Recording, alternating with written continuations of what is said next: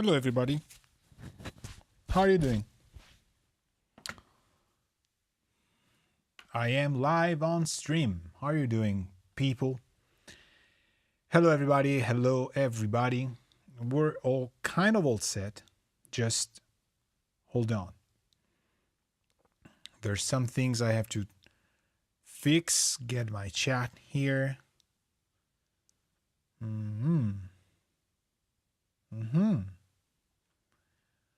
Okay, well, we're connected. That's for sure.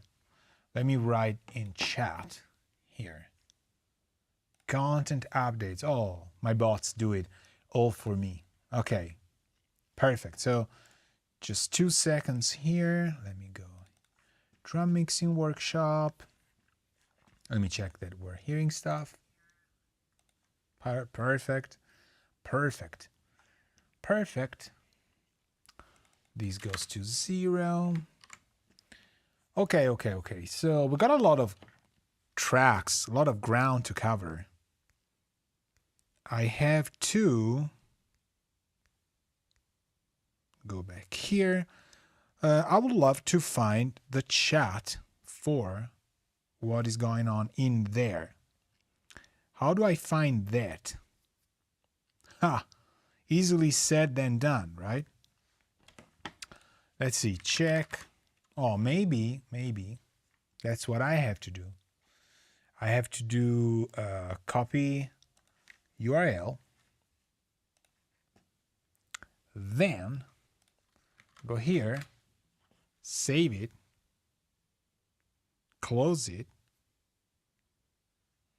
go here, go to save messages. Okay. All right. We got ads. That's good. Nice. Okay. 3 people. How is it 3 people? It's impossible. So for some reason it did save what I had before. No, come on. It should be drum mixing workshop plus 5K followers, 5K subscribers giveaway. Livestream episode 3. I am changing the topic right off the bat. So I have no idea who's here, but I was setting things up and I have to close my windows just because I want to do this. I didn't do any introduction. It's 6 p.m. It's Friday. You're there this time. And what else? We have to just prepare and do stuff. Hey, Marco. Hello. I don't know how much time it passed from you typing to me replying to you, but we have the settings down. What we tried on Discord that to be super low latency, or at least, that you don't get your answer 2 days after you asked your question. So, quick introduction on what we're going to do. I'm going to just briefly talk about a giveaway that I want to do for 5,000 subscribers on YouTube. It's something I want to do entirely on my own, but I will try and get the brand that I want to give the giveaway to on board, okay? Or maybe 2 of them, okay? We'll see how it goes. We'll see how it goes. But I know the first prize, so we're going to do that. Second of all, I have to set some hardware up, so we have to do things because we'll be mixing drums, just drums. This is a drum workshop. So a drum workshop means we're going to have isolated drums and we're just going to work on the boring, realistic jungle type of mixing drums. So I'll talk about that later. Third, I'll be using some Mastering the Mix plugins because Mastering the Mix has become a recent sponsor for my educational project. So if you are a patron of mine, you get 25% discount and you get the limiter plugin free, which I have tried and I was like, oh, no, another limiter. No, it's actually good. So lots of things that they do are good. I haven't tried them. I just tried Rezo, Fuser, and limiter. Okay, so we're gonna use those. There's other stuff around, but what I need to do is drop my mic, in the sense of drop my lavalier, and I have to go close the windows and stuff. And what we're gonna do is I have actually set up my 33609 here, but because I've been rearranging things around, you know, we have to we have to plug it into my template for this mixing session, not for my scoring session, because the way I compose and mix things when I compose is different from when I'm mixing stuff for third parties, which, you know, I mostly rarely do now, but I still do. So as I told you last time, I've become a mix bus engineer. I don't know, that's not even a work job. So what I'm gonna do is we're gonna switch to just whatever camera is here. I am going to go close the curtains, just take your time, have fun, whatever, doesn't matter. You know, it's gonna take 2 seconds to be back here, and then we'll do stuff, because I have my windows open. I don't like to have windows open while it's kind of, you know, dawn. Well, that's it. So hold on, 2 seconds. Bye. I won't even do the be right back. It doesn't make any sense. So just stay there and have fun. So you're not even hearing me, but I'm gonna close this window here. I'll close this other window here. Going all the other way around. Close this window here. And close this window here. And we go here. Close this window here. Close this window here. Then go here. Close this window here. Right. Close this window here. On my desk. Here. Close my windows. Alright. Close these here. Try them out of range. Close these right here. Close these right here. There's nothing going on. Stream static. Alright. So we got it. We got this here. And this here. Okay.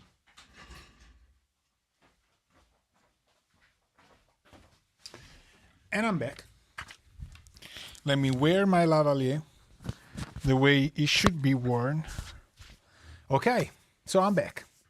So what I want to discuss right now is, let's do things properly. So do I have these here? Yes, I do. Is it a wrong kind of resolution? We do chat only, quality, data saver, whatever. Doesn't matter. Will work? Yes. Okay. I thought I had frozen. I had frozen for real. So, okay, let me close Discord. Let me close everything here. And what do I want to say? This goes away. Perfect. Okay. So, welcome to the stream. This is Friday, and it's 6 p.m. in Central European time. So, because it's 6 p.m. on Friday, we do a live stream. This is the third episode of my live stream, weekly. You know, I'm sort of recurring event that I've done with you. What I want to say is right off the bat, before I forget, we're approaching 5,000 followers. So what I want to do is I want to give away a Focusrite 2i2, this similar to this one. It won't be this one because this one is mine. And it will be a 4th generation Focusrite audio card 2i2, which I absolutely love. I'm partial to Focusrite because their stuff has been workhorses material for years for me, and it's just nice. So this thing will be given, actually a new one, you know, for the 4th generation, because again, this one is mine. You can't have this one. Will be given away to one person among my 5,000 subscribers when I hit the 5,000 subscribers. So the next stream day, for example, the Friday in which things will happen, I will run a legit raffle, because there's things on the internet that allow you to do that, and we'll pick one winner for it. and I'll send that audio card to the winner. Now this, the beautiful thing about this is that at the present time, you can laugh about it, it's fun.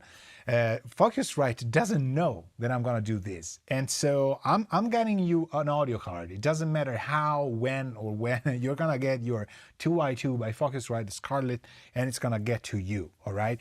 So if I'm paying for it, I'm paying for it. It doesn't matter. You know, I do it because it's 5,000 subscribers. It's fun. It's nice to do it. It's a weekly thing. I'm okay with it. But I hope Focusrite gets on board, because if they do, then I can buy other stuff from them. And that's, you know, looking at Focusrite right now. Hopefully they'll watch this. So 5,000 followers, subscribers actually on YouTube. I have to use the right terminology because I'm horrible at this. If you are within the 5 or more thousand subscribers on my channel, when we hit that, the Friday next to it in the live stream, I'll run the raffle and I'll select one of you to buy, for you, you'll get it for free, a Focusrite 2i2.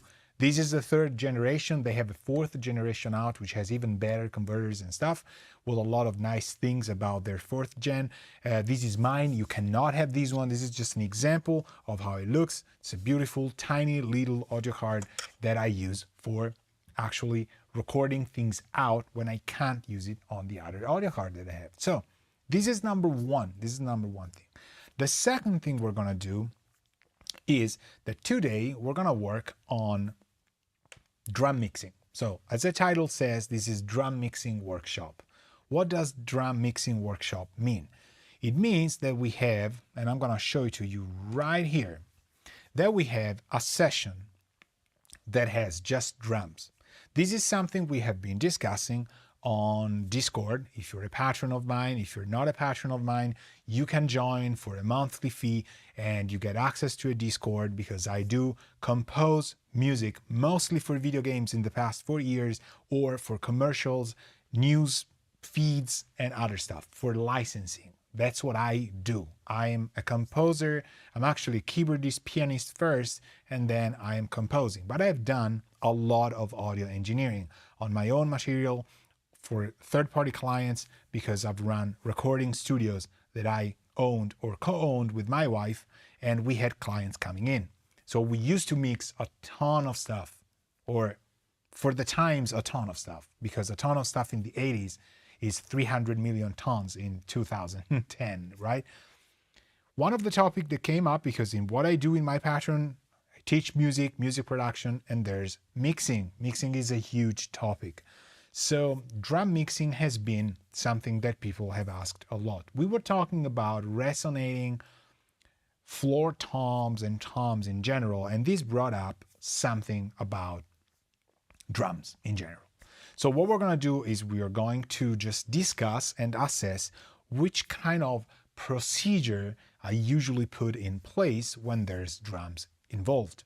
Now, usually when you see mixing videos from me, you will have a song probably, right? So there's gonna be drums, but there's gonna be also bass, guitars, keys, vocals, backing vocals, synthesizers, you name it, brass, horns, strings. But I wanna do a workshop type of educational event, because sometimes just working on a how can I say that? On a merely educational, focused approach, for example, on drums only, can give us better understandings of what's the methodology behind it. So what I cannot do today is show you how these drums would sound in the context of the song, because I have no context. There's no song. There's just drums that I've taken from one track that was suggested to me. You find the link from the artist in the description of this video. But here, what we can do, what I can actually do better, is assess what's a sort of a checklist that should make your drum mixing methodology better, okay? Why can I do that? I can do it because there's no context. So we're gonna assess drums from the technical aspect of being mixing engineers working with drums. I think an event like this one, coupled with the other mixing events that I have, will give you a better understanding at an educational level again on how to mix drums and what's the caveats as well. What's the issues we can incur to, okay? So we're going to listen to it. We're just going to, sit down, have a good time, chill, ask questions if you have them. We're just going to go through having drums recorded. I did not record these drums. They were sent to me because they're representative of something that my students wanted to see at work. And I'm happy to do it and use these. Again, there's no context, so I cannot show you why these drums would work in the context of the song. But because there's no context, we can go and analyze all the different technicalities, which I noticed people miss on a lot. You get tons of tracks and you get the song going. Because context is important, you just keep going into the song, which is fun, but you should know your basics. What's making the drums, what's the usual tricks and things. So I'm gonna list you all that comes to mind that could work in the song or could not work in the song, but it's things that I have on top of my head when I listen to these specific drums. On top of this, and also on top of my head, we have, as I said, my 33609 patched in. Now, this 33609 is now working in the setup of my scoring composing template. So we have to set it up. You see it's on bypass. We have to set it up in a way that will work in the session. So that's also hardware, outboard, how I set it, how I like to set it up, so on and so forth, right? I think it adds an additional layer of why would you use hardware on it. We have tons of plugins to work with and tons of elements. Another thing I want to say is this. We have mastering the mix plugins that I want to try and use because they have, I haven't seen them. I've just taken a look at them.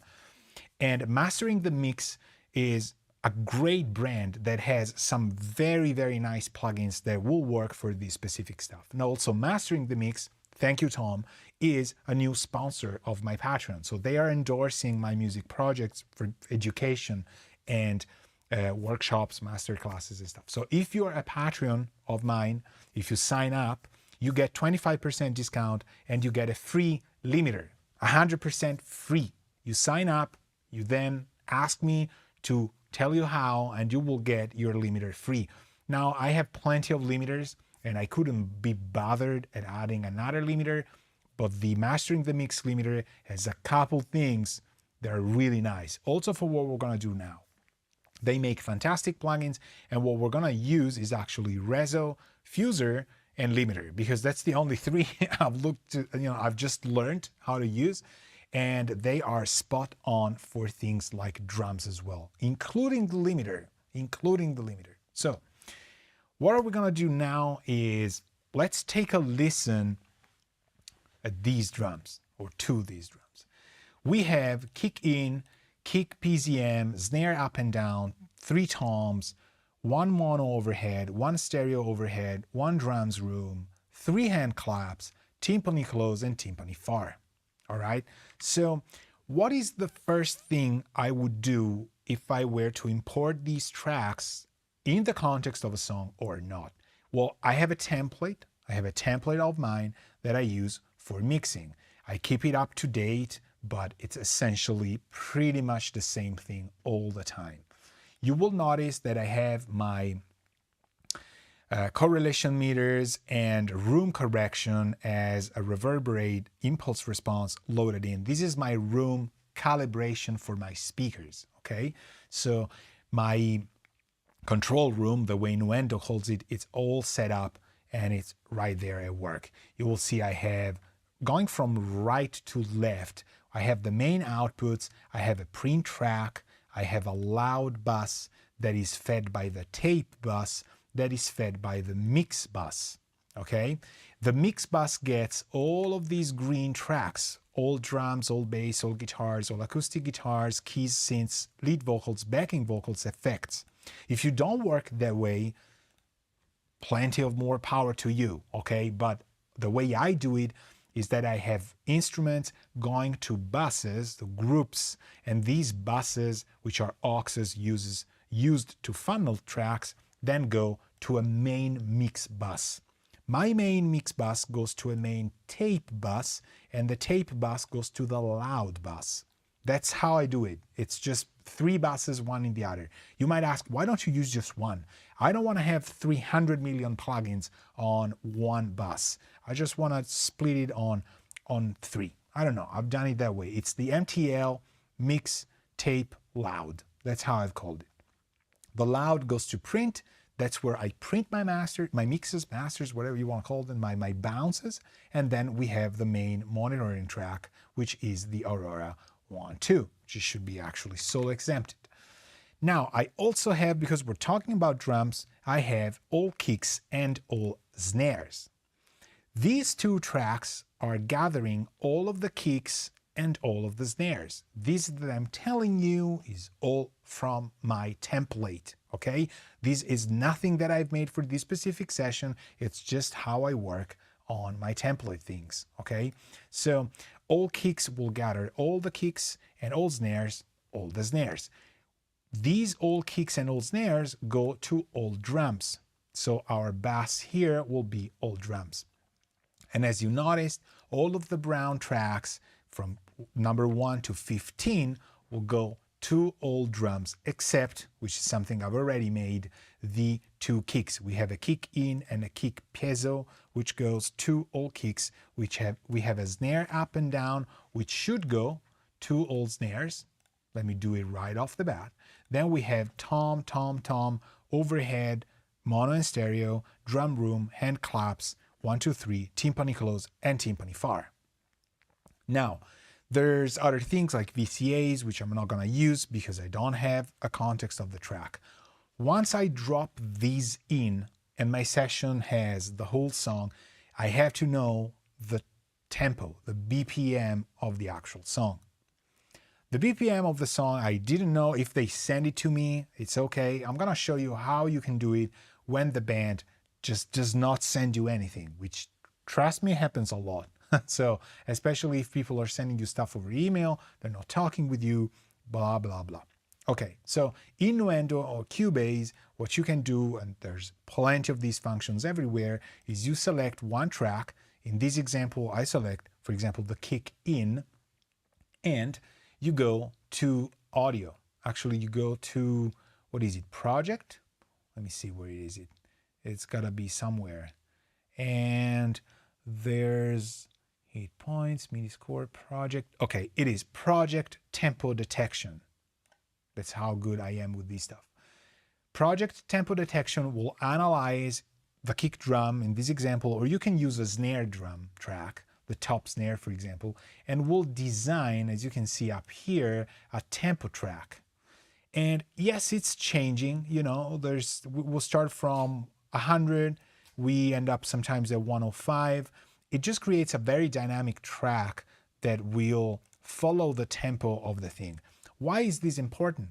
Because if you use time-based effects, for example, delays and things, they will not be to grid. In this case, I'm thinking the band didn't play to the click, so having the click follow the band is super important for slicing, for hit points, for MIDI detection, anything. So make sure your grid is there. Don't think that because you want to do it naturally, you don't need the grid. Please use the grid. It's a very what is a Tron legacy kind of thing to say, right? The grid.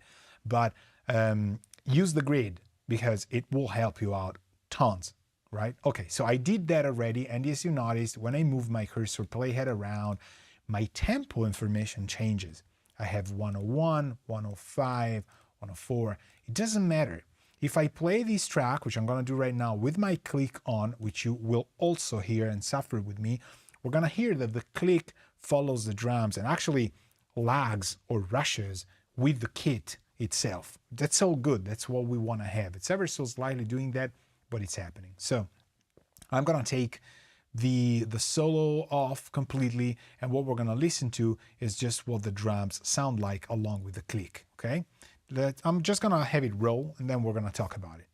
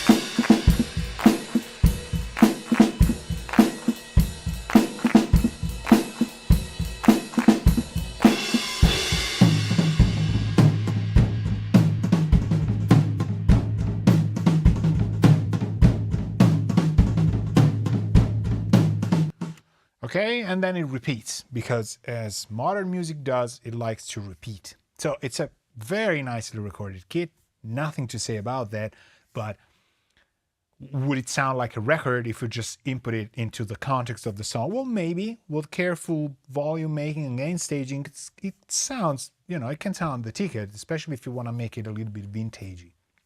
But here, the purpose of our workshop is not to mix it into the song. It's drum mixing. It's just about what would it entail to mix these drums, okay? So you listen to them after you've imported them and you had your drum map done. This is done. If I engage my clicks and things, which actually we had, but it was very low compared to it, we'll hear that the click is going regardless with, the rushing or dragging of the kit itself. That's perfect. You can have a band record not to the click and still click it down by having your grid play on their stuff rather than having them play on the click. So it happens a lot, right? Now, the tracks are there, the routing is done. What's the next thing I would do? Well, it's naming the tracks. So I've made a group here that I would call drums for sure. That's a folder. That's nice. That's Cubase stuff, but there's also plenty of those that have folders, right? Absolutely. So what I would do is I would take those numbers away, unless I had a desk with numbers on the thing. I would just go kick in, right? Tab, kick, PZM, whatever that was. Snare top, snare bottom. Then I would go RT1, RT2, RT3, which could be the floor, right? But we have to listen to it. Then I go OH mono, OH stereo, room, collapse 1, collapse 2, collapse 3. Then there's timpani close. So I would go timpani close, timpani far. Okay, and then you save because you always save, right? You want to do that. So that's a much cleaner way of doing it. You can also do KD, SDT, SDB, whatever. Now the question I have is that rock tom a floor? So we solo it, we listen to it.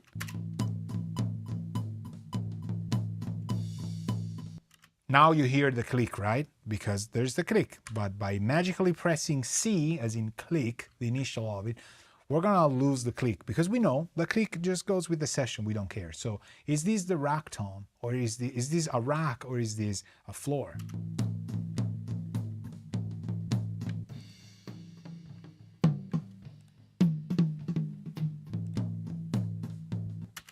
I would say it's a floor, or I don't care, I'll call it floor. The way it's mic'd, unless it was EQ'd or things like that, kind of reminds me of some specific small microphones that I've never used because I don't quite like narrower stuff, but it's weird by itself, right? But how is it in the overheads?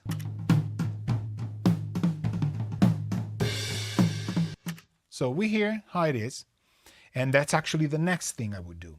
Overhead stereo.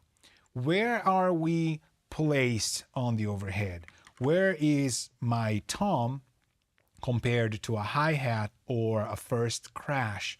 Things like that. Usually the floor tom will give you the perspective that they track the overheads on. I would personally, unless the artist says otherwise, do it audience perspective. I like to be looking at a gig, just like, from the safety of my own room, I want to see the stage. So I usually think of the hi-hat, which we don't have tracked here, for better or worse, to the right, and the floor tom to the left, okay? The rack tom slightly to the right, and the second tom in the rack slightly to the left. Does it make sense? Hoping you didn't make any mistake. Now, if you listen to the overhead stereo, you get the idea of how these things are. So I'll play it again. The overheads are audience perspective to me, but I'm actually quite sure. So now the question is is the room audience perspective. And because, why am I asking this? I'm asking this because the room is apparently a stereo track. We can see that. And so because it's a stereo track, is it mapped right? Is the left left or is the left right? So you have to listen to the same part. Luckily here we have tons of floor, so we should have tons of left heavy content because of that. But if the room is far, it gets a little bit harder to kind of pinpoint where things are.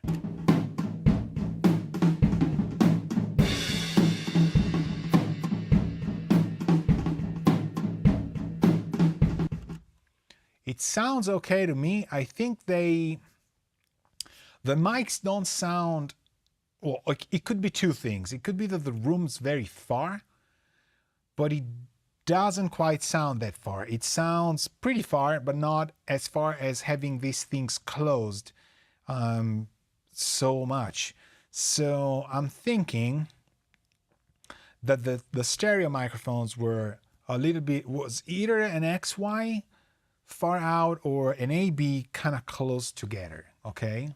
I don't know, but it sounds to me as if overhead, stereo, and room are working together. It's not really that far, but to be sure, I'm gonna drag the overheads ever so slightly up to meet with the room. And this will give us kind of an idea. If we wanna split things around, we'll flip it. I think it's okay, it kind of feels right. Or it's not that big of a deal because oh, there's actually a crash hit after a while. Let me figure out that crash hit. That should be right heavy.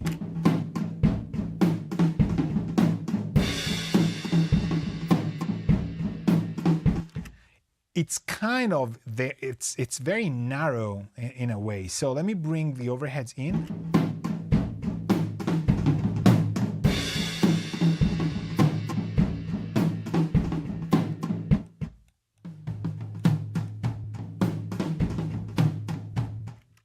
Okay, I think they're fine pan-wise, but this brings us to the next state, the next step, right, in the checklist.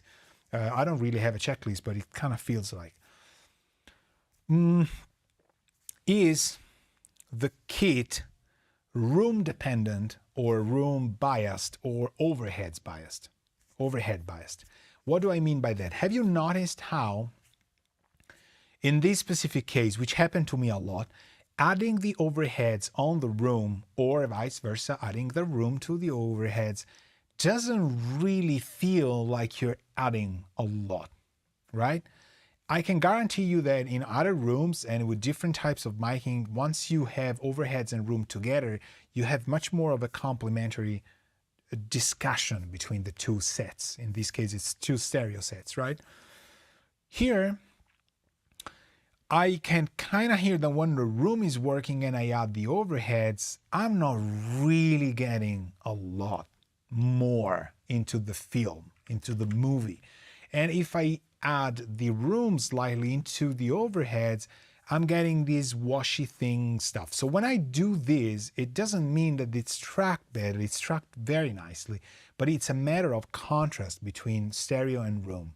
So sometimes this type of tracking happens because the recording engineer wants to give the mixing engineer the chance of getting the kit to be overhead focused or room focused. I would advise you, from my experience, to not make the mistake, avoid making the mistake of going a little bit of room and a little bit of overhead, a little bit of them together. Trust me, it doesn't work. It doesn't. Unless you have a room that is significantly different from the overheads. So this is important right now. With the context of the song, is the kit needed in terms of stereo field? Does the kit need to be very wide open and does it have to embrace the whole song, the whole mix? Oftentimes, in my opinion, unless it's a very technical part, like a project or like a rock fusion kind of thing where you want to have all the detail of the playing and it's kind of trio or quartet, power guitar, very technical stuff, and you want to have all those details, I like the drums to be centered down, a little bit closer together. so the room works better. Now I'm thinking this is kind of a vintage sounding recording a little bit, wants to be in those 60s, 70s kind of vibe. So to me, such a detailed work in the overheads doesn't quite cut it. I don't know, it doesn't. So I would lean towards the room-driven drums. You're taking a very important decision which you cannot take right now with just drums, but please do take that decision by contrasting against bass guitars, keys, vocals. How does it feel, right? Other times the recording engineer cannot really get the room to be that different. But here, because they have mono, stereo room, it sounds to me like they said, look, we're gonna give you tons of things, work with the band, because I've done it a lot. When you're working with third-party artists or labels, and you're not gonna mix the record, you wanna give the client the sense, the feeling of having hired a facility. So it's like the company, the studio provides you with tons of things because then you can work with them. You don't really have a vision going on, so that's important. I wanna listen to the overhead mono just because.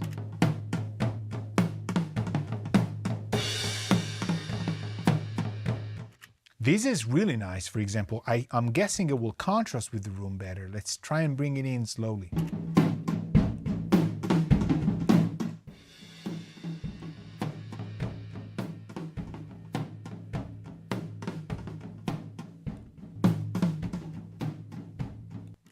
Much better, in my opinion. Now you might say, well, we're losing the 3D-ness, the left to right beautiful sounding stage that the overheads in stereo provide. Well, there's direct sounding mics, rack tom 1, 2, and floor tom, that we can pan around to get that room to be a little bit wider somehow, okay? So we don't really need to rely on it. Now, if you really want to make it vintage, you have tons of mics that are unnecessary, right? So it depends on how vintage you want to do it, because if you want to do a Beatles thing, there's way too many microphones in feeling composed to what, you know, in contrast to what you're getting. So again, I don't know where the song wants to go, but that kind of talks to me a little bit more in terms of vibe that the song wanted to have. Now, we decided on it. We have kind of an idea, but you know, this would be my checklist thing. Now, how about another very important thing, which is levels? To me, looking at the levels, these drums are too loud to mix. Especially if I had drums with bass guitars, a typical band setup, I see the meters. Let's look at them again. See all those yellows, those purple. I have my colors completely weird, I know. Sorry about that. That magenta kind of thing, the purple gets when it's like over 6 or whatever, it's just easy for me to see, and it comes from, that's my scoring template adapted to the mix. It's too loud. So what I would do is I would enter the mixer and I would trim. That's how you say it. You trim the drums. I would instinctively just say, you know, go -6 on everything, and I would just play the drums again and see where I am with the actual color of the meter. Really, like it's a color thing.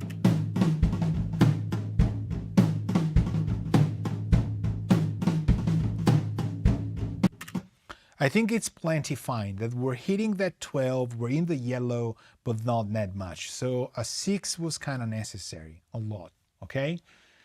So now we have the gain down. What I would go and do, because I would have other instruments, would be setting a limiter on the mix bus. So I go to my loud part and I open a limiter. Now, because Mastering the Mix is our newest sponsor, if you're a patron, as I said, this plugin is actually going to be free for you. We are going to use this one, and I'm just going to show you what I've done, because if you look at tutorials that they've done, beautiful tutorials from Mastering the Mix, they have their own channel, of course, in which they explain stuff. You will find that there's tons of things this limiter can do. But obviously, I come in and I don't want to say I ruin it because we're going to use it, but we simply need to set a ceiling. I don't need the energy because this is injecting energy in your mix, in your bus. This is injecting punch. This is altering the gain of the input, attack, release on auto or on manual, how much of a linkage between the left and right channels you want. There's a lot of things. I love how they always have a delta function to listen to the difference, and you have the bypass here, right? There's all sorts of different preferences. You got the A/B. You can analyze a mix and know where you want to go. It will tell you which kind of target you should hit for your specific delivery system. So, for example, if I want to go, I don't know, Spotify, right? Where is it? Spotify here, or not Spotify Loud. See how this thing says where the LUFS should kind of be. It should be from 12-ish to 9 or maybe 40-ish. I don't know, because I think they kind of changed Spotify Loud. How about that? It shifted ever so slightly there, right? So you would want to have your final target in here, and you would see what's the dynamic range of it, what's the dB true peak. It does tons of things, but we're not using it for that reason. I'm going to keep it on all round. I'm not even analyzing anything. What I want to have is that I want to have a ceiling here that is either minus 0.2, want to prevent peaks, or minus 1.0, which is the sort of kind of digital distribution system. You would not want to be louder than minus 1 dB true peak, because the true peaks that get after the minus 1 might distort once they are encoded to lossy codecs or resolutions. So when you have a lossy platform like MP3, AAC, all that stuff, or OGG, all those formats, M4A uses AAC, you might distort if you're past minus 1.0. So for that reason, you can keep it here. But for this specific thing, just to avoid crashing our life into it because maybe a plugin goes too loud, my advice is set your limiter, probably either one limiter just to do this safety thing, or just your trusted limiter. If you are then gonna use this, use this. But for now, I'm just gonna keep it linked to 100%, attack at 0. We're never gonna hit this minus 0.2. But if we do, we're covered, because if it goes louder, my speakers could get damaged. They're passive speakers, they're beautiful cloth, and they're not heavy duty speakers, and I don't want to get my ears destroyed anyway. So sometimes plugins are too loud, tons of things that can happen. What's the next step? My next step would be to probably set markers, which I will not do because I'm a markerless person live on stream. So we're not going to do that. But get your markers together, the intros, the verses, the choruses. Do it because the band refers to stuff because they've been playing and composing these for years sometimes, or months. So when they say second chorus or second bridge or middle eight, you might be surprised. You think a middle eight is clearly a part of a song. They might be referring to a part that is slightly after or before, or they think the second verse is actually a bridge at the end. So use the markers that the band wants you to recall, because when they're gonna say second chorus, second chorus, probably nobody's gonna make a mistake on second chorus, but just use the markers that the band is referring to. If they say something that is a complete shenanigan, use that name, because they're gonna name that name a lot, and you would just make the labels use their crazy nomenclature. Trust me, some bands have a weird way of deciding names. Just use those. After I'm done with markers, I would start thinking about phase or editing the drums. So let's do phase first, but I just want to give you the idea of what I'm going to do. So I'm going to check for phase issues between multiple mics that depict the same kit piece. For example, kick in and kick PZM, or PZ, whatever people call it. It's called PZ. Well, let's leave it PZM. It doesn't even make sense, because I am not, I think it's piezo microphone, right? That's why they call it PZM, but I've seen PZN, PZ, whatever. Same weird names that you can't even say. Anyway, check phase between the kick mics, check phase between the snare mics. Then we got to check the interaction of things. So how do you do that? Or easy. You go into your DAW mixer, you just stretch a little bit, and you take your kick in and your kick PZM. So just 2 tracks. You play them and you just hit the phase flip that your DAW mixer should have. It should, really. It should somehow have it. But if it doesn't, there's plenty of plugins that do it, right? So whatever, plenty of them. The plugin on top of your head probably has a phase flip, right? So here in Nuendo and Cubase, I have in the pre section, I have phase 0 or 180. That's all we need. So we're gonna play the drums, soloing the kicks, and we'll just flip phase on one of the 2 channels. And we're gonna go, do we hear lows dying somehow? Or does it sound fuller or better? Don't make the mistake of thinking that each time the lows are less in quantity, it is bad.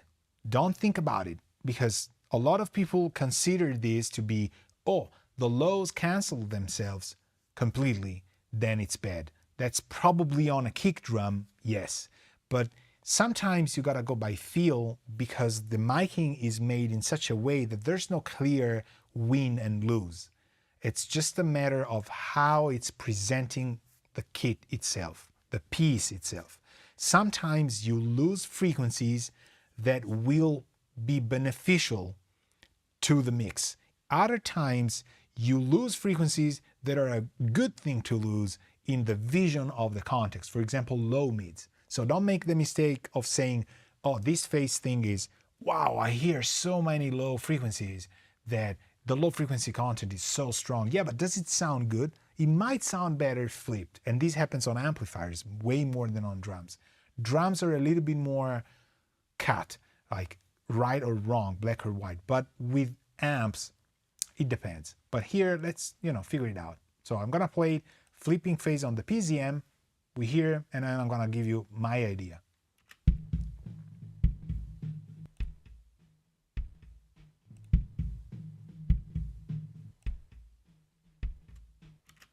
Okay, this is this is the perfect example. Do you need to go to the restroom? Do you need to take a break or something? Stretch, go refill your glass of water. This is awesome. I wasn't thinking this would happen. So if I flip phase, we got a kick drum sound that is, how many times have you heard that? Personally, tons. It's more hard rock, more modern, I don't know, even new metal kind of thing. It's clicky, it's scooped, but it's not a bad kick drum sound. You could use that as your kickstart. Actually, kickstart, that's a good thing. It's actually a Kickstarter. Anyway, doesn't matter. Bass drum starter, whatever, right? I don't personally think that's what the kit would want, but that's a perfect example. I'm gonna try that again. I'm gonna flip it. It's not so easy to say, oh, that's clearly wrong. I think it is because of the context of where the kit wants to go, but hear it out again.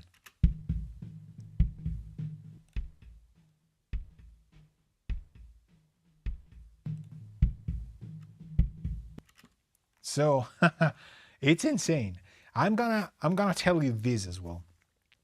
The amount of typical low mids build-up is so strong in the kick in plus PZM, and cleaning low mids out of kick drums on real acoustic kits is such a chore that to be able to flip phase on the second mic, or one of the two, and get such a clean scooped sound might even be considered the start, the get-go, and say like, okay, this is how we do it. And then we take the low mids from the overhead, the mono overhead or the room mic, or maybe from the snares. We don't know how the bleed is working right now. So I guarantee you that it's by all means not a wrong sound. And it's such an important thing for just a click, because when you're doing it on yourself, when I do it, it's so fast. But this is kind of good. So for now, I will probably just not do it. Let's hear the whole kit with just this flip. Let me just go snare, top and bottom. They're not playing. A little bit of kits. Let me go a little bit, just take stuff out. We don't need to have everything. A little bit of the overhead, a little bit of the room, and then I'm gonna flip phase on the second mic because maybe it sounds good.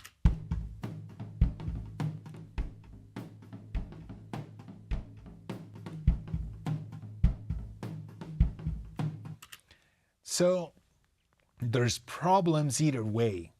I'm not gonna flip it, but there's problems either way. So we got the kick phase. Now let's try the snares here. Snare top and bottom. Solo the two, we do the same thing. But we gotta go where the snare is playing, which should be around here.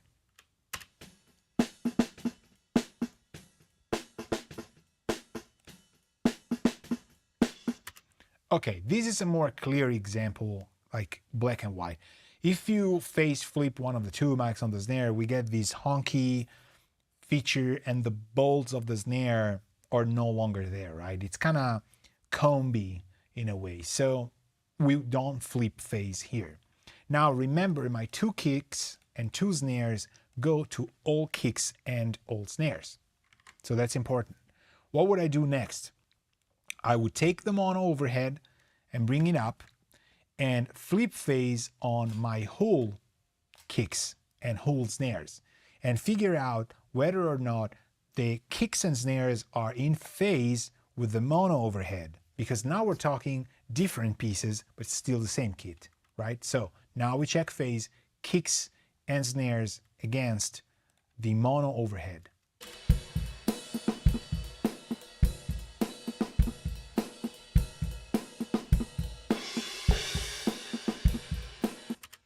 I personally like it better flipped. So the mono overhead sounds to me better when it's when the kicks are flipped against the overheads. Oftentimes this is the case when I've done overheads, but it just depends. Now the snares. Okay, see how I'm going in steps, right? Now we go snares against the mono overheads.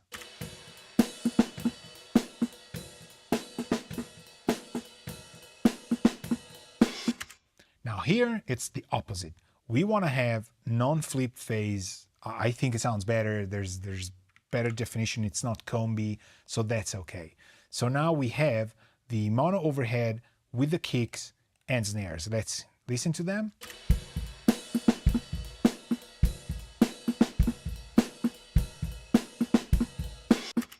Definitely. Actually, the mids, the low mids are cleaning themselves out with the mono overhead. Why did I do the mono overhead first? Because in my opinion, the mono overhead is kind of easier, or I would say there's a good chance I want to use the mono overhead. So it's higher priority in terms of the kit mics, right? Not the direct mics. Now we do the stereo overhead, and we're gonna do it with the actual, I'm actually gonna do the room because the stereo overheads are the least important to me right now. So room, kick, and snares, one against each other, right? And we keep the flip and we see where we are. We know we're good flipped with the mono overheads. How about the stereo overheads?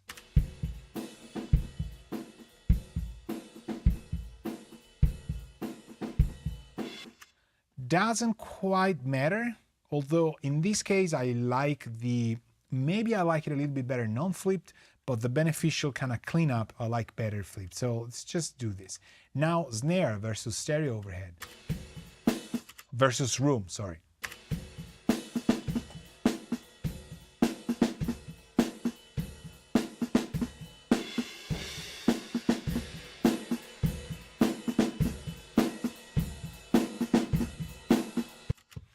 I don't know, I would probably kind of flip the room in this case, because we kind of liked it better. Let me hear kicks and snares with the room and just flip the room.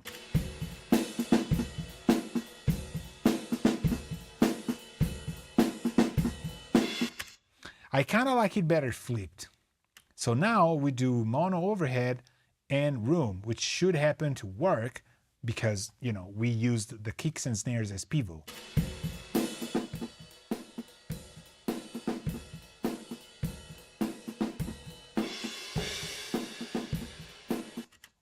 It shrinks down the image a little bit.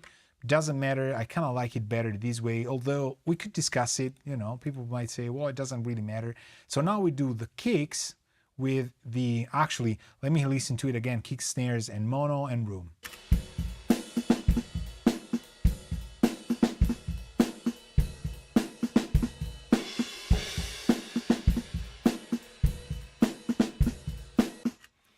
Okay, so with the room flipped, the kick becomes a lot cleaner and a little bit more, like you can pinpoint the kick better in the spectrum, the frequency spectrum.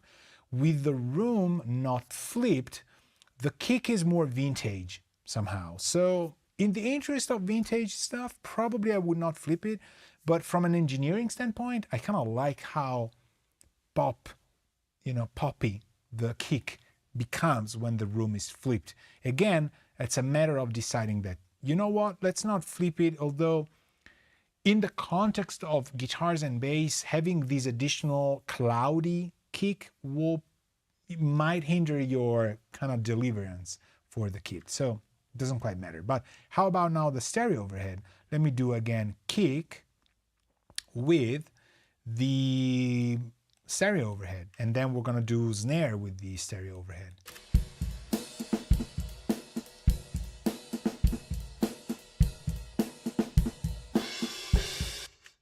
Definitely not, because I don't want to flip it. If I flip it, I hear kind of a nose in the kick. Okay, so now we do the snare versus the stereo overheads.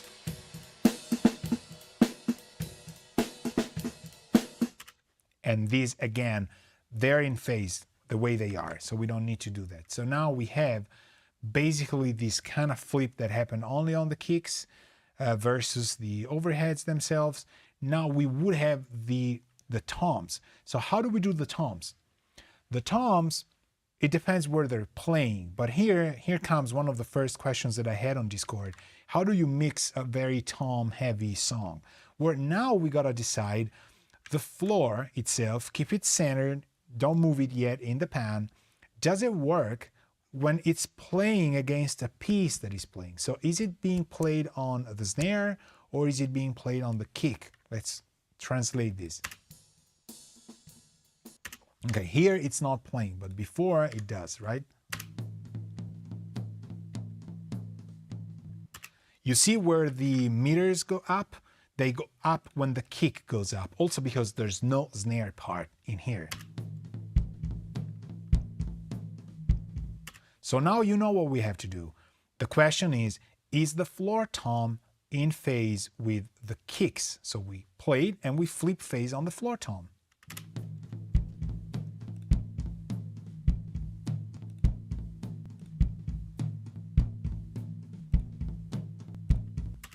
I like it better flipped, which means it was kind of in phase with the kicks. Again, think about where the floor tom is. Weird, right? But it sounds better. So there's a little bit more, like it sounds like there's a tom. There's a weird resonance when it's not flipped. And it was right before, but we flipped the kicks, so now we want to flip the tom as well, the floor. Now we do the same with my Rock 2.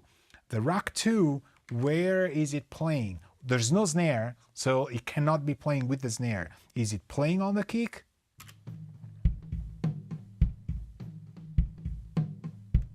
It's actually not playing with that, but maybe it's playing on the tom. Just look at the faders, how they go up. Yes, so I would say it's more of a floor versus tom 2.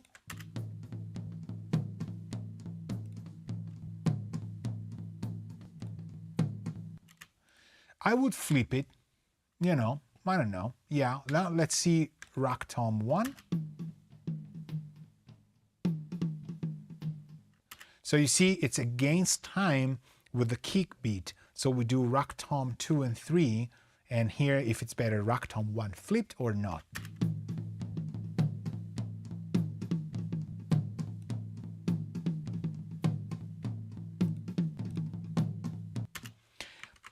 It doesn't quite matter. I don't know. Maybe it's 90 degrees in phase or something, but I will flip it just because we have the whole kit flip. But it wouldn't probably matter that much. Let me try with kicks. The snare is not playing, so I'm keeping it muted, and let's redo it again by flipping.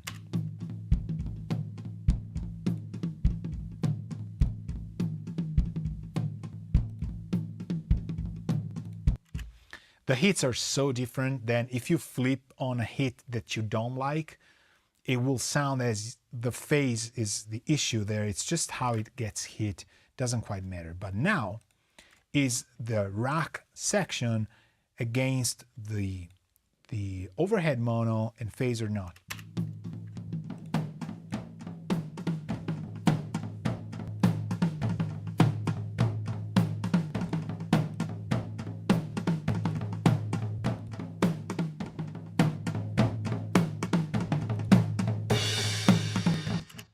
So now we have our first issue, because the rock toms play better with the kick when they're flipped in phase, but the mono overhead plays better with them when they're not flipped. So how do we solve this? Well, because I think these toms will be primarily highs and lows, I would go with something that goes with the kick because they're playing with the kick. And so I want that low registry to be prominent, to be stable, reliable. I will not use a lot of mid frequencies that the overheads will actually provide. So I would rather have the toms, especially the floor, compatible with the kick drum rather than with the mono overheads. But as you notice, like maybe the distance or something is done differently, and for some reason it sounds better that way. What I try and do when I track drums to avoid this issue is to have as much as a 90 degrees angle as I can with the overheads and with the toms. Because what happens is they will be, sometimes the overheads I like to have them really low, and for that reason they're kind of close to the tom mics, but they're not like the tom mics. For that reason I like to have these 90-degree angle on the tom so I get a lot of skin, but I'm always somehow compatible with the overhead. So we'll keep it this way because I kind of like it that way. How about the stereo overhead?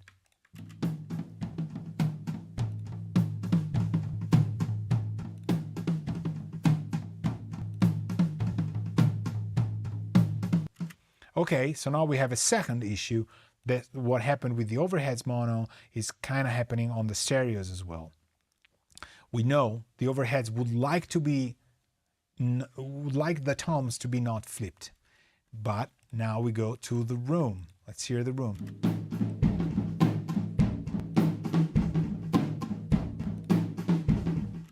This one doesn't matter that much because the room's that far away. So make a mental note of it. The toms would like to be flipped against the kick, but would not like to be flipped against the overheads.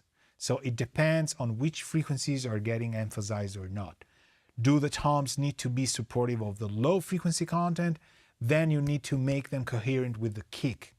Are you going to cut the toms in terms of what they contribute to for the low frequencies because you just want to have them sparkling high? Then maybe you can work them out in a way that is more representative of the overheads. Or are you gonna cut the overheads to let the kick be cleaner? At that point, the overheads don't really need to be in phase with the toms in terms of low frequencies because they will lose those lows, right? So it's about your vision. There's no right or wrong here, and that's why I like not to have context, because we're doing drum mixing in terms of how things are working. So we're there. Well, there's the claps, there's the timpani far and close, which we should kind of address here when they're playing. Let's do it here very quickly. So rack tom, floor tom, and let's go with the timpani close. Okay, let's flip it. I like it better flipped. Let's hear it with the second one.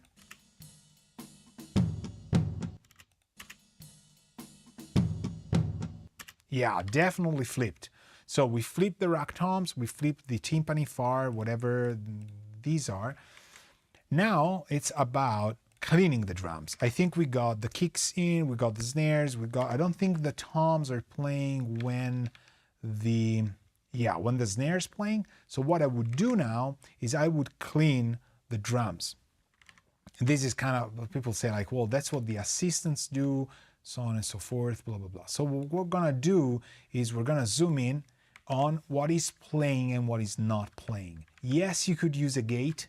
Yes, you could do expander jobs or those things, but I will do it by editing. You might ask, well, if it's a vintage thing, why are you cutting all these bleeding parts? There's a lot of tracks playing already. Rack 2, floor, overhead stereo, room, kick in, kick PZM. Do you really need the snare top and bottoms? To me, no. So what you could do is you take these, and you cut them. And I'm gonna do it. So here and here, and then you go here and mute these folks here. Then you do the same thing here. You go cut here, you cut these things, and I'm gonna show you why you probably, let me see, don't wanna cut these sharp. Well, no, okay, that's fine. Then we do this section here. You could do it in section or not, it depends, doesn't quite matter. Who am I not cutting here? Well, we have everything. Look at this part, okay. So this is again a part where the snares are not playing. So we cut these as well. Here, you could do it symmetrically or not, depending on sections, depending on whatever you want to do. You can do fades afterwards. You hear with 3 and 7, boom, boom, boom. These guys go away here. You scroll to the right. You go here, here, and here. It doesn't need to be extremely precise, but I still want them out. And that's the edits you could do. You see how once the toms are getting in, I am not cutting the rack tom 2 right before it starts. When the toms are in, the toms are in. It's a section thing. I would rather do it in section work rather than in, you know, some other way. Look at this here, and then maybe here I will do it here, and then here I will close it here, and you can erase it if you want. See here, 3 again, this part, 1, 2, 3, boom. When the snare is not playing, we're not doing anything. This part, we also let it ring out because we're probably gonna use reverb. This here doesn't quite matter, it seems very silent. Look at this part here, go. This away, all right. So then we go to the right. Here, this, here, cut, cut, cut. You can make groups so that once you do one cut, it cuts everything. That's up to you. See how boring I am? I keep doing it that way, scrolling here. These can be all the way down, cut. Let me zoom out. Let me look at what we've done. You see how we've taken out these things, right?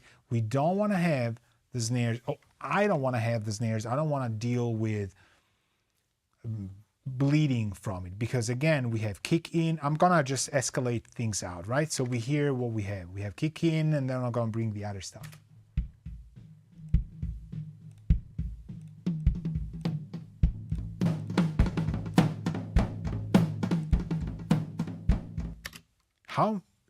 It's clean and it's still natural because we got lots of resonances. I think some people that ask me, how do I deal with resonating long toms, just leave them be, actually cut the rest that is not necessary. Because if the drummer has their hands, they have their hands on toms, they're not playing the snare all the time, and just cut the ringing of that. So for example, that would work, okay? What else? Okay, now the panning I would probably do. For this specific mix without context, I would probably do the rack tom fully to the right, the floor tom fully to the left, and the rack tom centered or just a little bit to the right. The reason for this is that once we, so you know, this is like, oh, you're doing LCR. Yes, I love LCR mixing unless we start getting into tiny details, but that's afterwards. Once I do that, I usually like to cut it clean. So rack tom to the right, rack tom to centered, and floor tom to the left. And then we're just gonna integrate the overheads and get a vibe for how things are. We know the perspective is right. It's correct, right? We already tested all these tracks. So now how about getting a vibe for it while they're playing? Let's try that.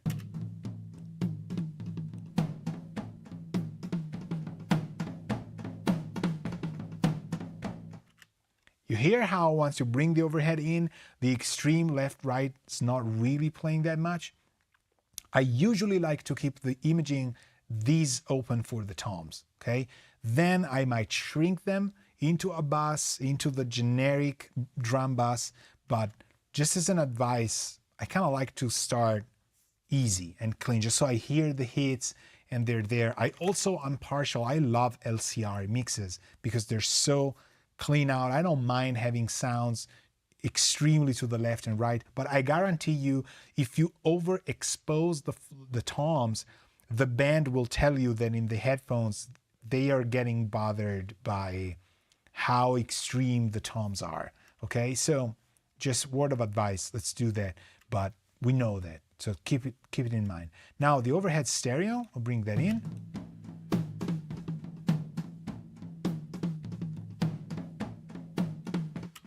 This is what I was saying. I don't quite like the overhead stereo being fully blasted stereo with the rack toms being fully blasted stereo. I think the mono overhead with the fully blasted stereo direct toms sounds much better. It's a much cleaner yet still vintagey somehow. Now let's bring the room in.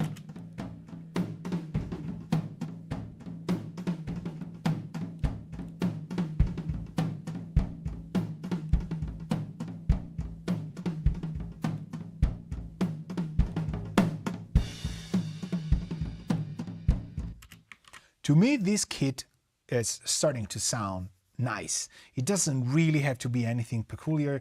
It's clean. And also you see how I would say delicate or like gentle I am with the room and overheads. I'm not making it a matter of we have the room, bring it up. It's watering down things too much rather than scooping things out, EQing the rooms. I've done that mistake. I've made that mistake. You take a channel strip and you start messing with the frequencies of the room. Find a right spot for it first. And if it's at minus 16.7 and you want to do minus 16.7 on the trim, you could do that. Some people like to do it. I used to do it more than I do it now, just so that I have a zero, okay? So you could do this. We know we have a minus 6 right off the bat here, right? So minus 6 and minus 16 is minus 22.7. So you can do this and dial in minus 22.7. Now your room is the level I had, but I see it as a 0 fader position. So that's much more of a balance to me. Now the 6 and 7 does a minus 11, or actually minus 13.45, right? And we're gonna keep it that way, and then I go back to 0. Now my overhead and room are balanced to the vibe of the toms and kicks. And it's such a peace of mind because my faders are looking at 0, and I've learned these from very seasoned engineers that I would like to thank, because this is such a simple thing, but it helps you going forward. It's just a matter of vibe. I'm not going to use the stereo overheads. I think the toms are fine where they are. I'm probably going to try and trim them here. Let's see.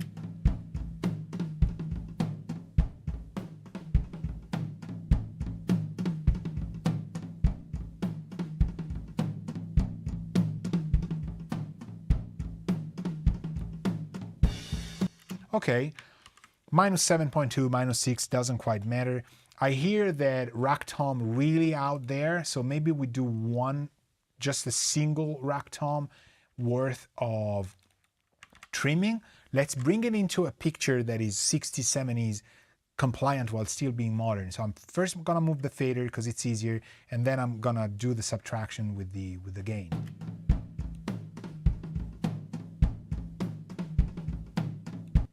All right, minus 5.18 with a minus 6. That's a minus 11 and 18. Go back here. This is fine. Let's do the floor tom.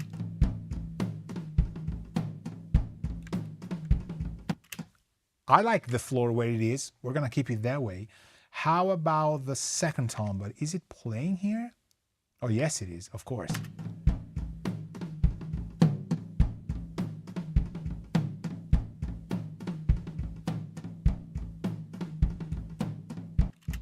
I think another 2 and 24 is kind of nice to not overexpose it. So this is minus 7.2. It should be what? Minus 9.4. You don't need to do it this precisely, but if it's a matter of just getting your balance right, it's cool, right? So we got the timpanis now, the final part. These are the things you will probably miss because they happen ever so slightly. Okay, I like these, and I'm gonna tell you what, I like them centered. Let's try and put them out there.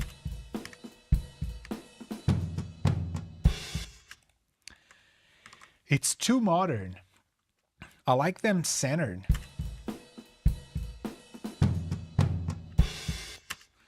Again, it depends on the track. You gotta listen to what are the guitars doing, what's going on, right? We don't know what's going on here. So that's okay. Now we got kicks. Oh, the snare. Let's balance the snare against everything we had here. All right. So I'm going to take snare top and bottom, and I'm going to bring it up and down.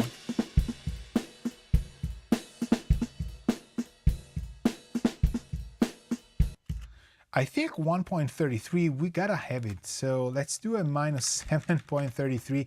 This is getting into maths. Now, we know that the snare is there.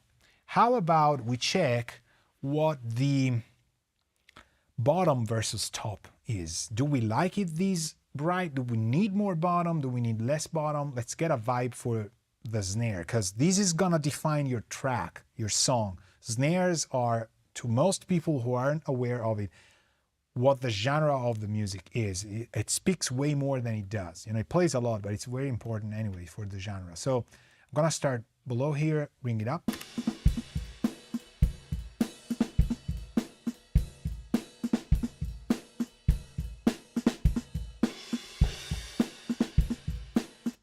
I kind of like it a little bit darker, to be honest. Let's try and move it now.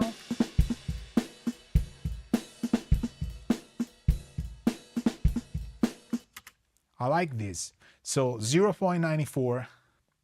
You will need to split the difference. I'm not gonna do it. I'm gonna keep them where they are with these little two things. However, have you noticed that I have not touched the all kicks and all snares? I wanna start clean with these. All kicks, all snares, nice stuff, we do it there. I keep it at 0, and then if I'm mixing and wanna move stuff around, I still have this additional layer. So I can even unsolo stuff. Because I have the overhead stereos and claps at minus infinite, I'm not risking getting sounds that I haven't worked out, okay? So some people would filter stuff. For example, is the snare too low, too high? But I don't generally want a high pass just because a snare should have a 70 hertz bypass. Do I hear there's a low problem or not? For right now, it sounds very organic, and the levels and phase relationship are doing way more than just plugins. There's not one plugin here, right? And I think that's important. So also one thing I should do is assign these to the V drums, just because I usually want to have a VCA for a category of instruments. Now, something else that I would do that I'm gonna show you is this. Sometimes you don't like the samples, the sounds you have, okay? And some of you with the sharpest eyesight probably will have noticed that I have this XLN82. So these I just got for free because I got my Focusrite interface, right? So when I got these, I actually realized that Addictive Drums 2, I had worked with the 1 in a studio in Italy, but the 2 is even more.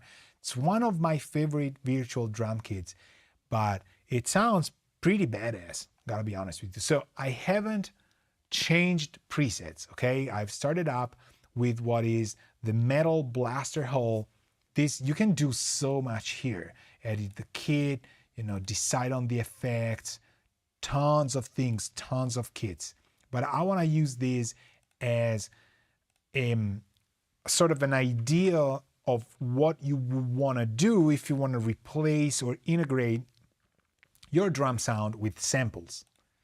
I know a lot of people will say, oh, you shouldn't do that because you have a drum kit and you shouldn't add samples because it's unnatural and so on and so forth.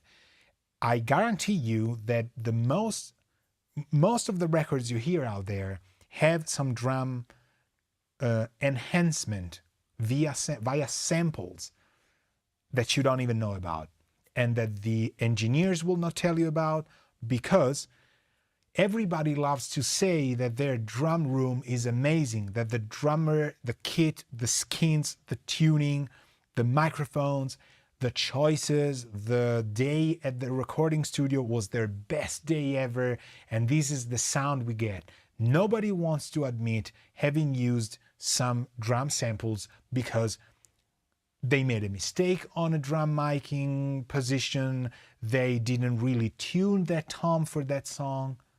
But most of the drum kits you hear out there have added samples. I would not say replaced samples, although some do. It's about integrating and empowering samples. Now, if adding samples makes your mixing quicker and gets you there with less plugins, you know how sometimes you have like 10 plugins on a snare? It's much worse than integrating that snare sound with a snare sample. So what we're gonna do is we're gonna just play it wildly. This is something that will probably never sound appropriate. You will get fired, right? But what if you wanna use samples on it? So for example, if you buy, whatever, some audio cards, like with the Focusrite, you get tons of free things. And one of the free things can be a sample pack, can be Addictive Drums 2. Please don't go and buy anything else. Try it out. You have tons of freebies because companies want you to buy their stuff. And we have to play in their hands and get out of there with an advantage for us. Don't bother about them. Making money, it's something they have to do. We don't care about them. Make the best out of your money. And if it's a free thing, like Addictive Drums 2 was to me, try it out. Turns out, sounds better. But maybe it doesn't sound appropriate to the specific thing, but it's because the preset is made to be Metal Blaster Hole. If you just take the kit, take the effects down and work it out, this thing has fantastic sounds. It's Tamaster Classics and Pasty and Sabian. Actually, Sabian, when you track it, it's very bright, but usually, especially the HHX, no, the AAX are probably the one that were the brightest to me. But anyway, it doesn't matter. They sound good. You can replace kits, you have tons of options, and it's not about getting the best kit piece. It's about adding something to the drums you have that adds to the value, right? So let's try and do it for the kick. How do you get this audio kick to become MIDI for your XLN Addictive Drums 2 in Cubase Nuendo? Because in other DAWs you do it differently. It's very easy. What you do is you double click the track and you go to hit points.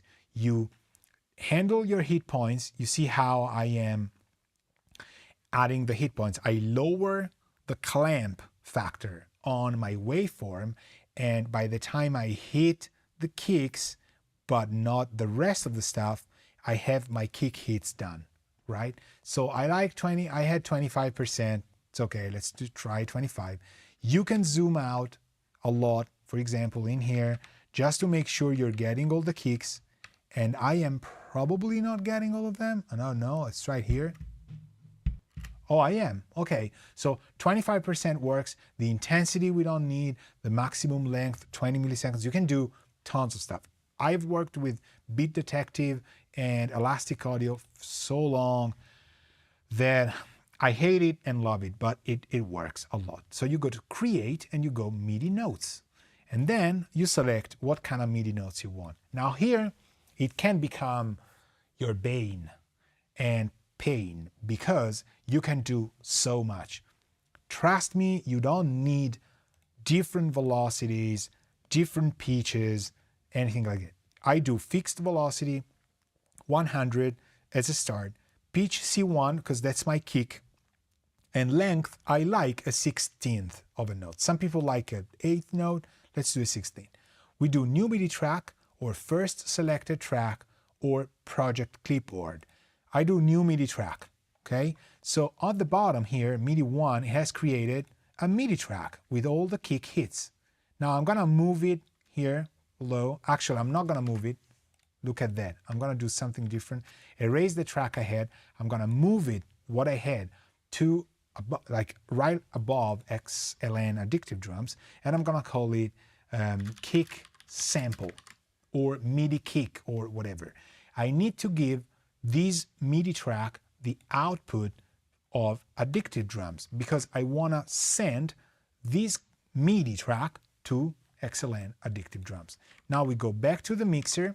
We're gonna solo Addictive Drums and we're gonna bring it up ever so slightly because it's probably gonna be super loud. You know what? Let me gain this thing at -12 right off the bat, and then let's play our kick sample.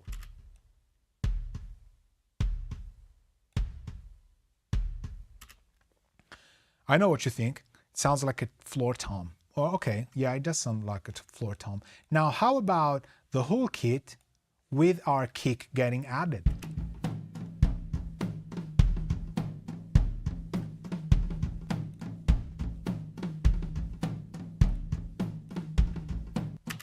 You notice what I've done? I flipped phase on the sample kick. Why?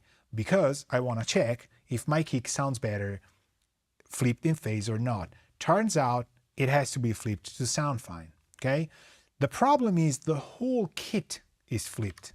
Snares, cymbals. You could load another Addictive Drums to instance, but this will, use resources. Why would you do it, right? So we're gonna open XLN here and we're gonna look for a flip phase thing on the kick. So we're gonna go edit. There's a kick here. I don't even know what I'm doing, but there should be a flip phase. Oh, there it is. So let's see where the kick is playing. And we flip it. So we go here and we remove the flip from the channel because we don't want to flip 2 times, right? So now we have our kick flipped. Now we go to the snare. We do the same exact thing. We take this track, the top, actually here. We should merge it, probably. Can we do it? What is it? 7, 9, 5, 5. Okay. Oh, but it's all muted. Okay, so we don't want to do that. We want to erase this. Okay, and we want to select it, and we're going to go to 5, and well, actually 4. We're going to glue it, double click again. We go to, actually we have to do it differently, right? Maybe, no, maybe yes. Okay, we'll do it like this. Hit points. Hit points, we try and get our sample editor to, well, actually then we didn't need to glue it, right? But I did glue them. Because it did a group region. Okay, we don't need it. We go here, we check our snare, we solo it, we do the same thing. We go, let's make a loop, and then we go here and we go hit points.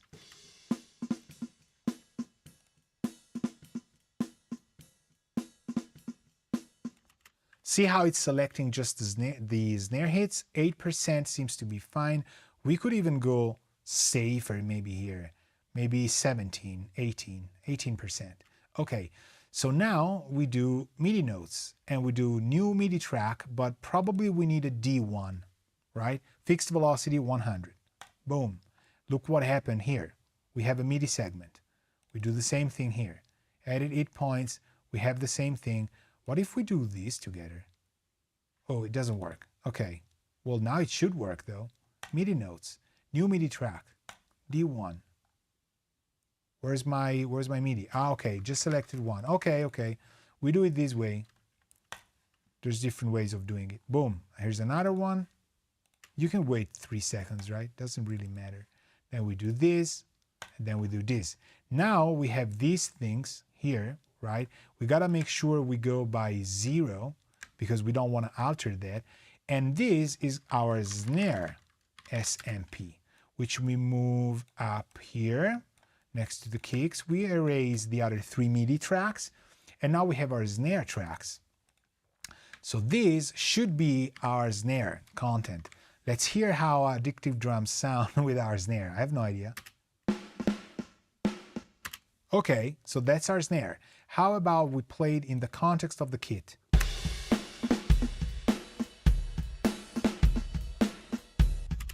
Okay, now what we have to do is check our phase flip.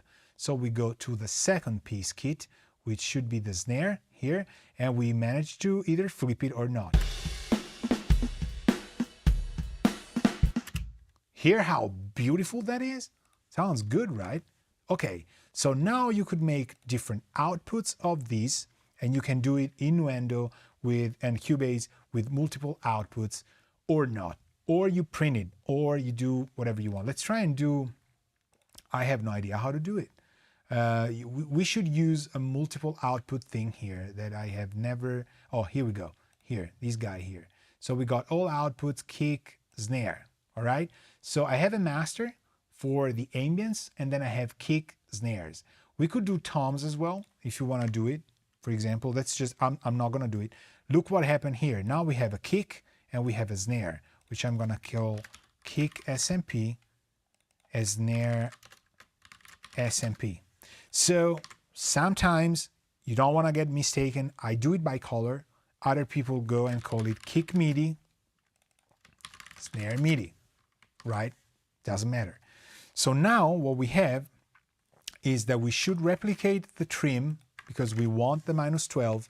We could flip phase on the channel now because our multi-channel instrument is outputting things to different areas of our mix. So kicks are going to kicks. Probably, maybe not. It depends on how the plugin is routed. You see, it's not doing it. So what we have to do is go maybe here, separate out, pre-fader or post-fader plus master. Let's do post-fader. Okay, so now our kick is going out post-fader. I can't believe I'm doing this live. Maybe I did it already, you don't know.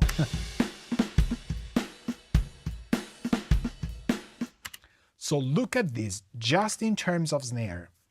This plugin that comes free of charge only has, if you buy an audio card by Focusrite, like I did, and I completely ignored head because I've used tons of other things and I have tons of wave samples. But this is nice. You can choose the piece, the response, the tone designer, volume envelope, cut frequencies, snare buzz, top bottom, noise, compression and distortion, EQ. So this sound you're getting is not just the snare type, it's actually the snare with all of these pre-mix, like you had a mixer to do it. So maybe it's not what you want, maybe it's not the sound you want, or maybe it's so good because the mix preset is so right, okay? So let's try and make it cleaner. So what if you wanted to use it as a mere sample, you know? Don't feel guilty because you're adding compression, distortion, EQs, response, tone designer to the sample. It's a sample, so just do what, if it works, right? But if I lower the master, I will only get the samples from kick and snare. And if I want, I go to kick, the kick is actually clean. I go to snare and I go comp, EQ, and maybe even response and tone designer. You see, they're just bypassed. If I instantiate them again, I get the settings I had before. Okay, now I want to hear it with the kicks and with the snares.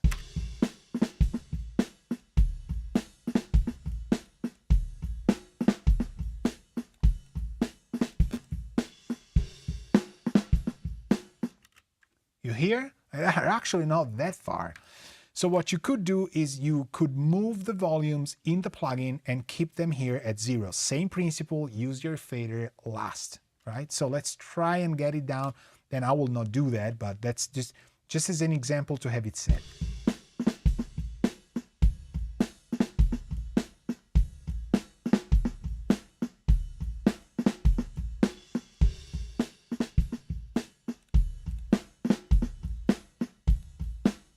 Okay, and now we can retouch it here, but we have a good starting level.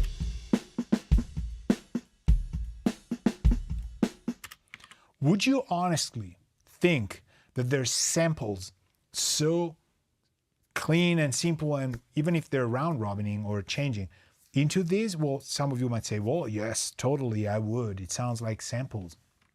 Well, okay. Well, it might do or not, but you know, it's there. One important thing that I have ignored is because now I don't have plugins, the delay compensation is working for me up to the outputs, and we haven't noticed an issue. The outputs of my Addictive Drums 2 are headed directly to my outputs. They're not going where they should. So the routing I haven't checked. So this is time for troubleshooting. I have to make sure we're right, because if I am going with my samples directly to the output, I'm not even hitting my mix buses. Because this is a clean session with just the limiter compensated, which is not even getting hit, it sounds okay. But this is 100% wrong. There's no way of saying this is a technique, a trick. This is wrong. You shouldn't do that. It has to go somewhere within the context of your bus system.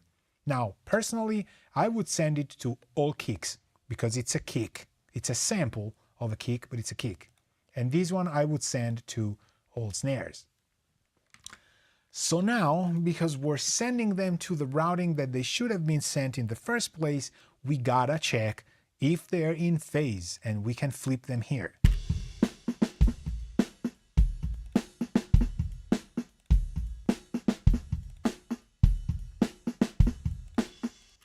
They are. So what we had before works right now as well. But remember that this is happening because my DAW is able to compensate the delay of the required routing timings correctly. So it was erroneously sending kicks and snare samples directly to my master output, but it had them wait until the rest was ready. If you have issues with delay compensation in your DAW, that by the time you move something back where it should be, your phase relationship might have changed because it's not exactly there. So give it a check. That's all good step-by-step stuff. So to summarize, we have the phase relationship, the levels, the names, the markers, which we didn't do, the BPM. We have the cuts when we didn't want a thing to resonate. We have levels and phase checked for kit instruments, for single mics, for multi-mics, for different pieces of a kit. We brought samples in, we still integrated them with phase relationships, volumes, we trimmed, we keep the faders back at 0. The adjustments of the faders are minimal, and we did everything by flipping phase on the pre-section of Nuendo or Cubase or your DAW, whatever you use, and we trimmed the input of our console, okay? We have 0 plugins. What can we do now? Well, you would be mixing stuff. This is things an assistant could do. You know, if you know I like to work this way, this could be the starting point for my beginning of the session when I start mixing, okay? But some other things could be done. Number 1, can the kick phase relationship be improved? Well, you can use something that is automated. Some people love that, and they say, well, you know, I'm not really sure if phase relationship is right or wrong, or what if I want to flip it between 0 and 180? Well, comes Fuser. Introducing Fuser. This is how you do it. Fuser is a plugin that Mastering the Mix does, which again, if you're a patron of mine, you get 25% discount on these, all their plugins. And they're actually, at the time of this video, as I said, the most recent sponsor. So thank you very much for it. This is really good. to have, and it's really a good plugin. How does it work? It will have, don't laugh, a dominant track and a submissive track. That's how they called it. It's not on my own. So the dominant track is, to me, kick in, and this is the sidechain. So we let Fuser listen to the sidechain signal, and we will address the issues on the track it's placed on, which is PZM. I like the PZM to follow kick in, not the other way around in this track. So we gotta open a sidechain track. In Nuendo Cubase, you do it this way, you add a sidechain source, and you say, kick in is my sidechain source. Done. You want a pre-fader, post-fader, we'll do post-fader because it's fine that way. So now we have it, we press play.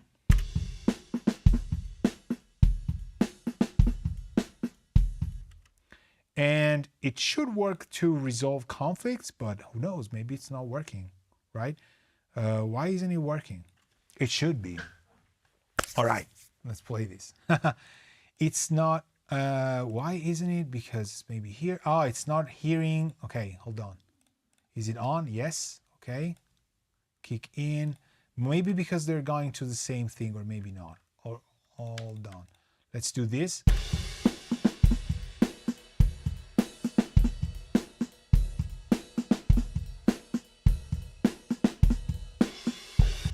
Okay, legit, it's the first time I'm opening this stuff. I just gave it a quick go with YouTube tutorials that they have, which are beautifully made, but I forgot.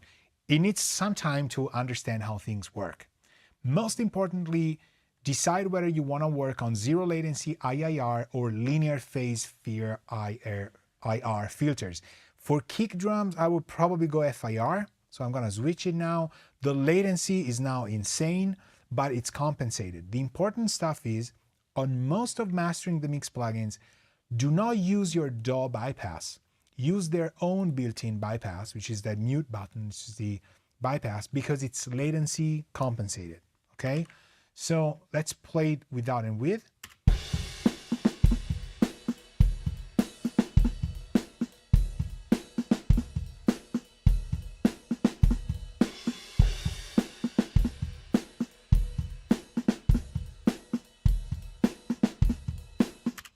So what it did was it took the liberty of saying this secondary kick has information that is really contrasting with your kick in.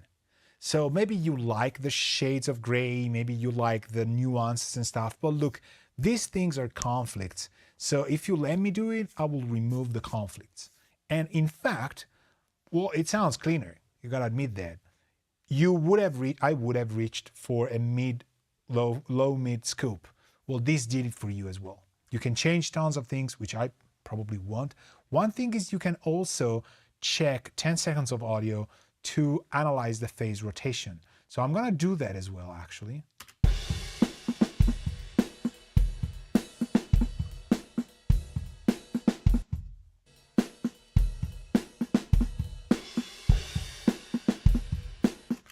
And now it resolves conflicts, but also rotates phase by C 17 degrees. That's how, it happens, but if you really want to have it in, there, you have it. And the beautiful thing is that, and this is insane, you have a mix knob from dry wet, which is compensated in phase, latency, anything. So you can decide basically how much of an intervention strength you want here. Okay, so this is great. I'm gonna tell you why, because honestly, given the type of tone, I think 100% is a little bit too much. I like the human factor of somebody who's just been 17 degrees off phase, okay?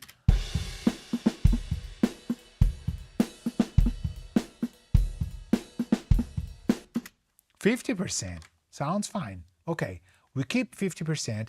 What we could do is we take the snare, the kick sample, and we do the same. But since we're not talking, do we want the kick sample? Do we not want it?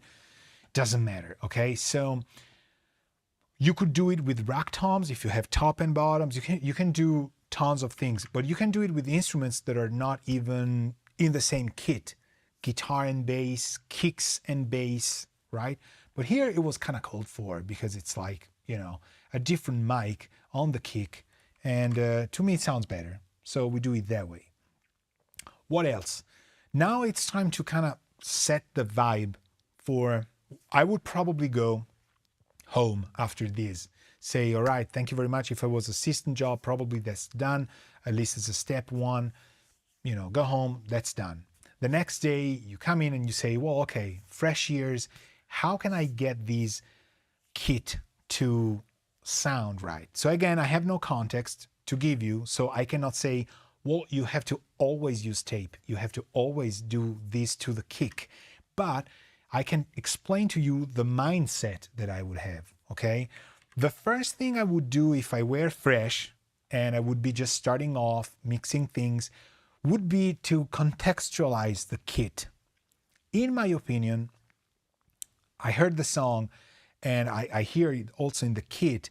This thing wants to be a 60s, 70s, very nice, natural, musical, non-overpowering kit.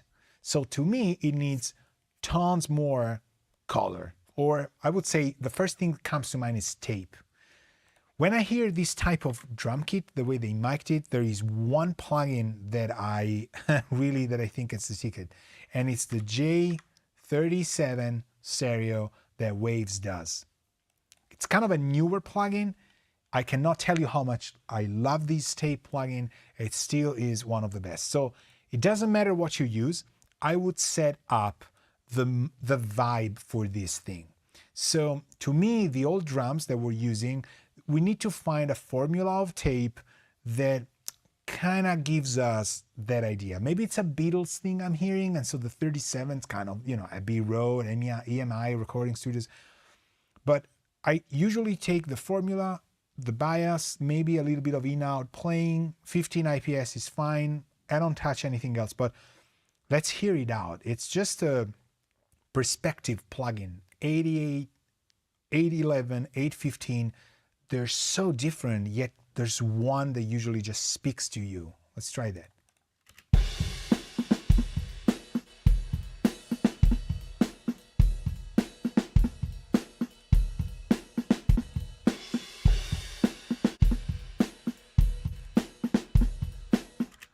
To me, it's the 11 in this case, but in context could be different. I like the 15 as well. Maybe I'm tempted. Let's try 15 and change the bias.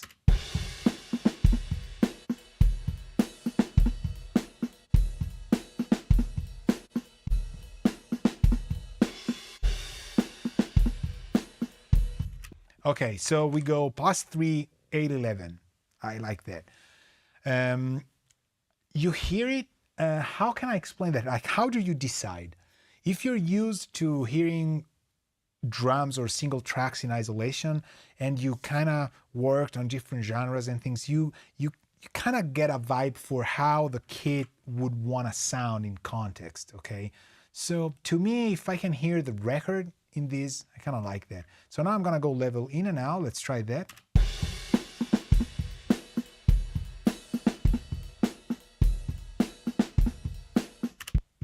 And that's it. That's how we do it. A little bit there. It's kind of crunching a little bit more. I like where this is. So this is where we're going to go. And I'm going to keep this as my first plugin in all drums. Okay. The second thing would be working on the general gist of how the kit is snapping. How can I say that? Because I'm kind of getting tired, so the explanations are getting a little bit more difficult to let out. How is the kit popping out of the speakers? In terms of, many of you would think like, oh, you want to make it more. No, I want to make it less. I want to make it more stable. And because we have a very important tom part at the beginning, I want to keep these crunchy and stable. So my first maybe attempt at stabilizing this, or like keeping in the back of your head, would be 1176s. So luckily there's one band that does it, which is the so-called Universal Audio. And I live on extended demos. Thank you very much, UAD. That's fine anyway.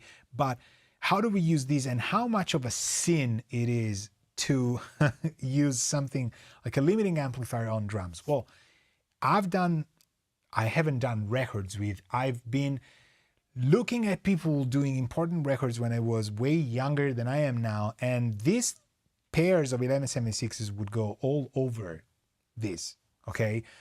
Especially in country music, they kind of like to have them float there. Now, I know this is not a radio hit ready song, or it maybe doesn't want to be there, but we're not talking about context. We do not have context.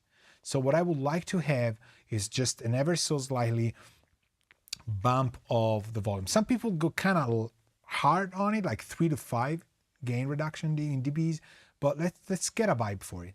4 to 1 is plenty. So it's about probably being a little bit more into how fast we want the release to be. You could do 1/7, but I don't know. I usually want to be a little bit more clampy on the attacks. So let's try this first.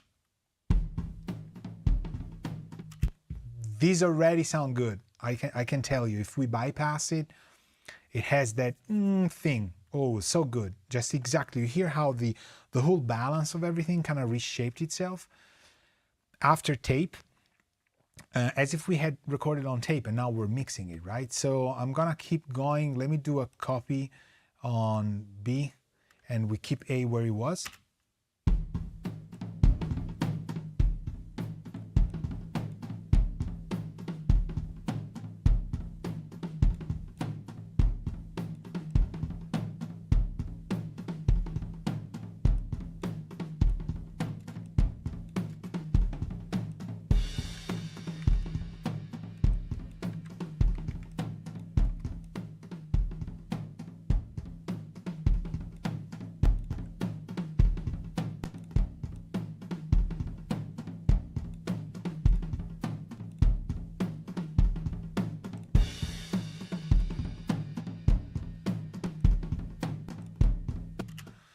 So I happen to really like this, but it's important that we concentrate on, are we winning no matter what? Well, no.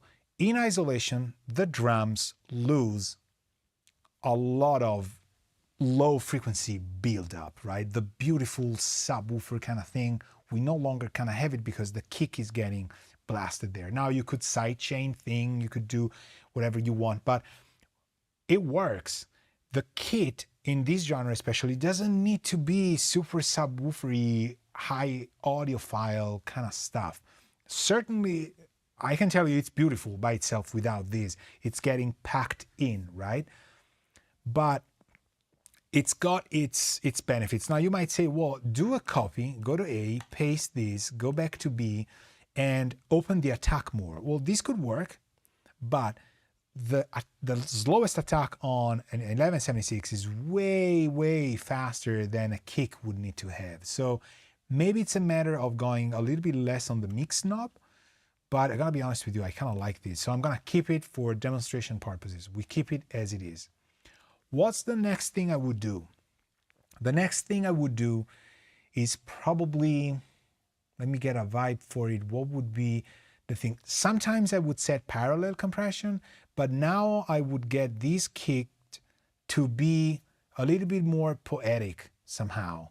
So it could be a mix bus thing, to be honest with you, in terms of song. So I will place this not on the drum kit, but on the mix bus. We need a Fairchild. We need a 670, and I'm gonna take the U80 again.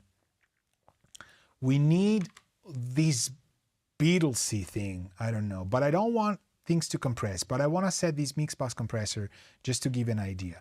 So most importantly, there's a time constant that will speak with the song, and this is important. Now the threshold I don't want to have, we're gonna see how it goes.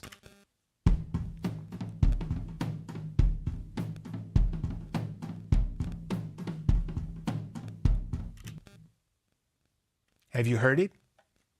Have you heard it? How the toms are honey coated somehow, and they're still, they have something that tickles your ears. I don't know what it is, and I think the constants of 5 or 6, usually 4 is the one and never works unless you have a strings bed or very floating orchestral lines or horns sometimes as well, or parallel basses and stuff.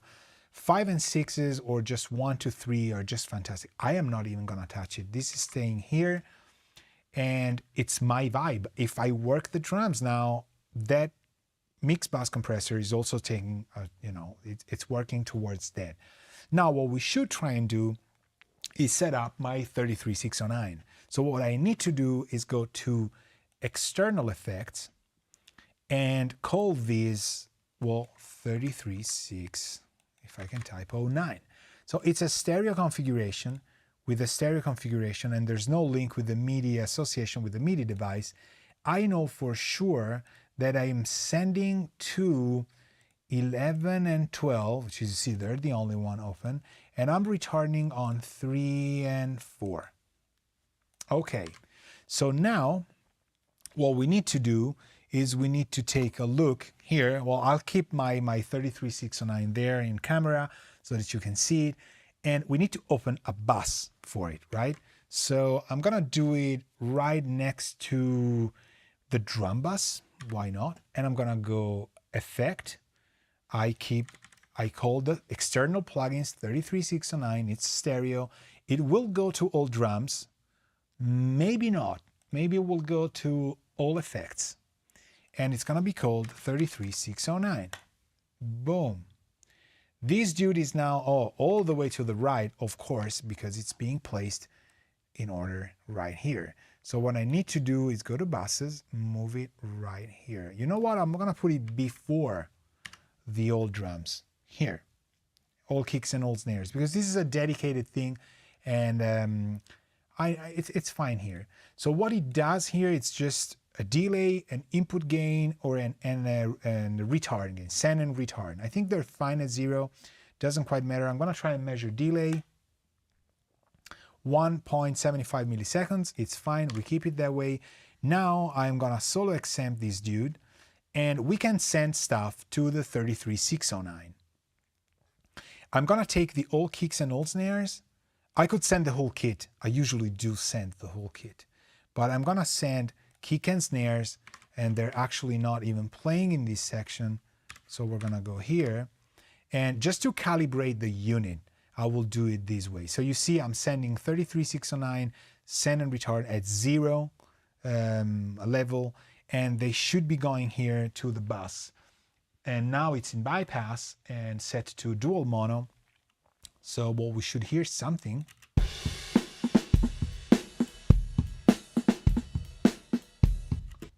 Right? So we hear it, it's working.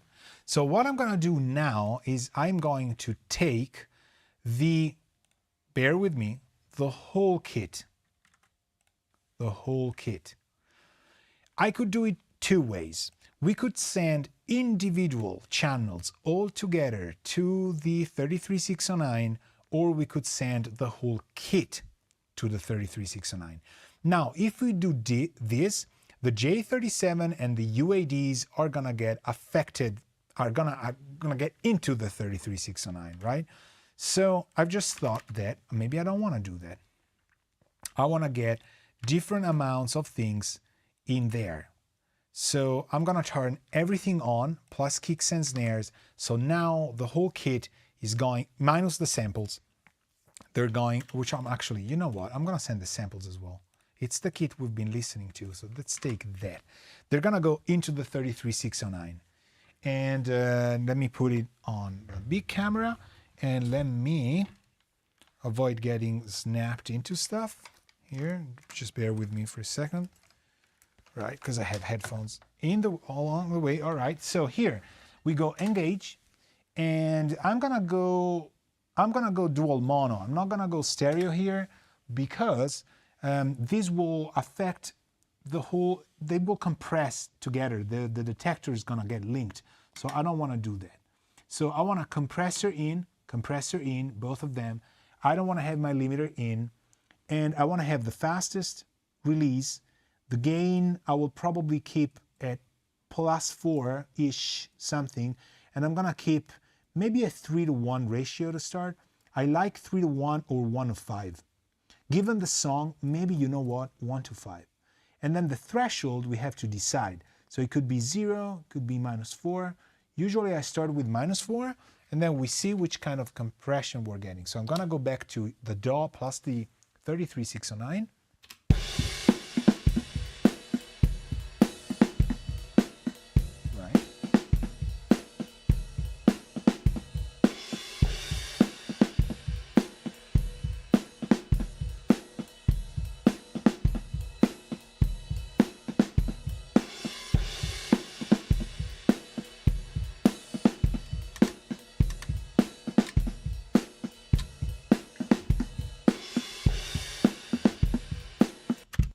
Okay, now what I'm gonna do is I'm gonna take the 33609, I'm gonna drop it down and I'm gonna introduce it back again.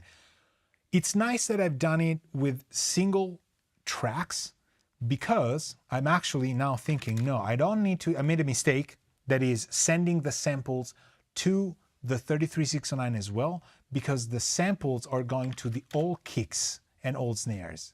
So they are already going there. So they were going there twice, okay? Now, and that's why it kind of sounded weird on the kick and snare.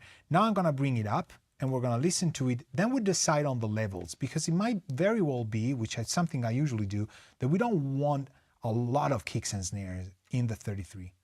I don't know, I like to send overheads, rooms, sometimes toms, but not the direct mics into it. So, you know, it might be different. So let's do this.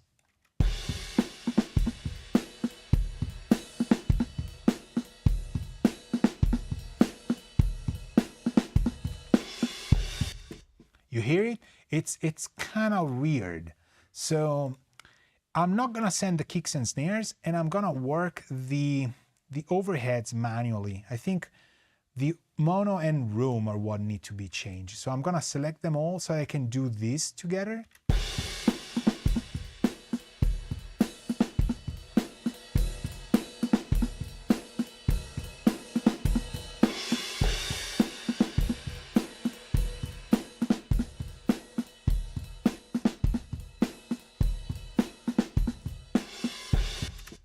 That's as much as I wanted them to be. Maybe even a little bit too much, but you know what? I kind of like it where it is. The toms, let me see where the toms are, because the toms sound to me as if they would be nice to be in there. So right now they are all, I'm gonna send them in -infinite and then bring them up.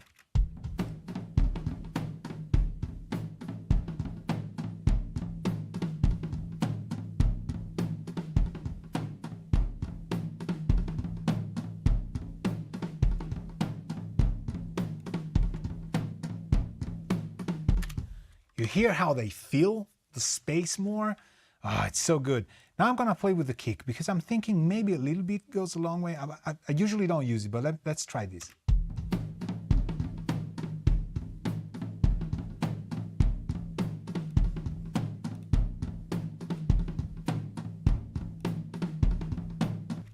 Well, okay, let's not do it for the kick, but it sounds good, and it's giving me that feel. You hear how, you feel how it's really more organic. There's more record to it. And again, this is in solo, so when you hear, oh, you're adding stuff, but the kit sounds nice, well, you gotta support stuff. So this I would set. The last thing I would do is have some kind of effect here. So what would these people use at the time? What kind of effects do I want? I want to set two effects. One is a plate, and the other one is a sort of a 15 IPS delay on just for the drums, and see if this is kind of something I like. So we're gonna create two buses. We're not gonna use anything here, and they're gonna be stereo. They go to all effects. They're outside folder. We don't give them a name, and they're gonna go all the way down there. So because we're talking drums, I'm gonna put them here. Back here, we call these tape slap, and this is gonna be our 140. And or maybe not. Well, yes, probably yes. I'm thinking. Usually I call it 140. It's not a 140. It's like a plate, whatever that is.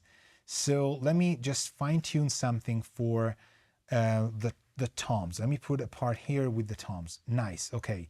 So rack tom 1, 2, 3. I'm gonna send to tape slap, and I'm gonna configure tape slap with Kramer tape. I love these for tape slap. And again, it's one of the oldest probably tape things and stuff. Let's try and see how the toms sound when they're playing in the kit. I'm gonna set it here, probably go to 100% feedback, and we just have to decide on the low pass. And then maybe a little bit of wow and flutter, I don't know, the flux, playback level crunchiness, probably 7.5, I don't know, normal bias over bias. We see in context of the drums. All right, that's definitely not what we want. Let's try slap.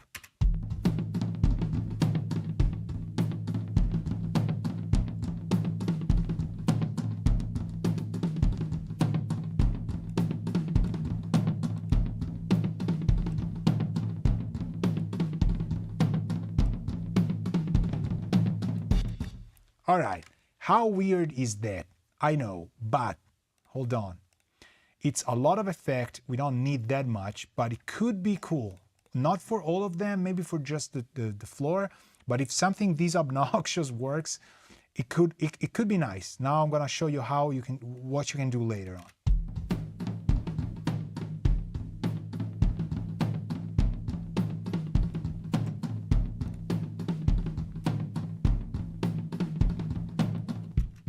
Okay, so first off, I dragged the volume down and I made just the timing a little bit easier, and it sounds better to me this way. Now what we do is we pull tech things around, and we're gonna use the EQP1A, yes. We're gonna just cut a lot of lows and we're gonna bring a lot of highs up, okay? So let's try this.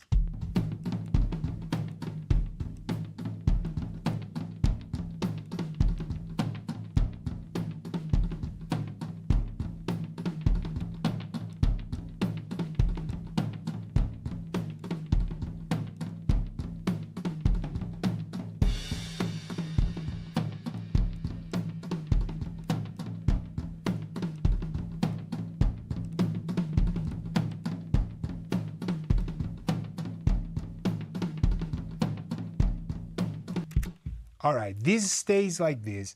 Don't worry about it. Let's try the plate, because you're worrying about it, I know. Now the plate I'm gonna use on the room and mono overhead. So this is gonna be 140. I'm not gonna use it on the direct sounds, and probably, I mean, again, the tape slap doesn't need to be there. Could be on the mono overheads as well. It's just a vibe thing that I wanna set, because it works a little bit after you've set your plate. So the 140 could be the 140. I actually want to use the 2445 because I love these as a plate. And let me hear this kit now, okay?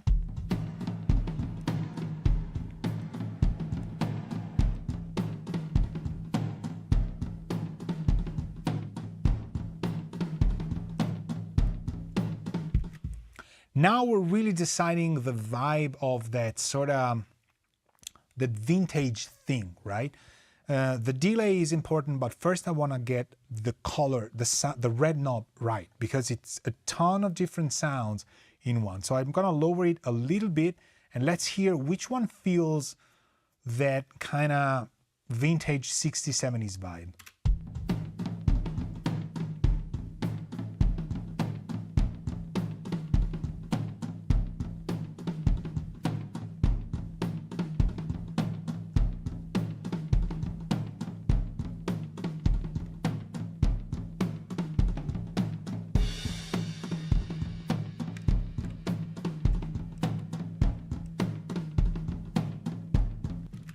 Honestly, to me, this kind of sounds good, the 0.8.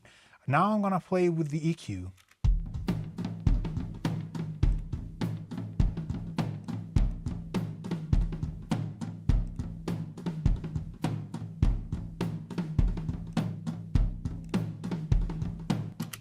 Definitely this. delay.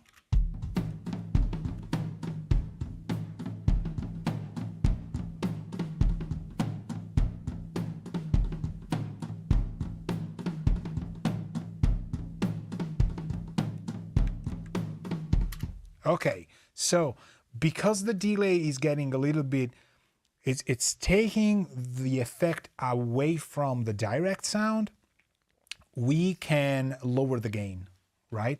So I kind of like it that way, or maybe closer to 12 and one notch further. I will not touch this because it kind of works. What I want to do is also send this.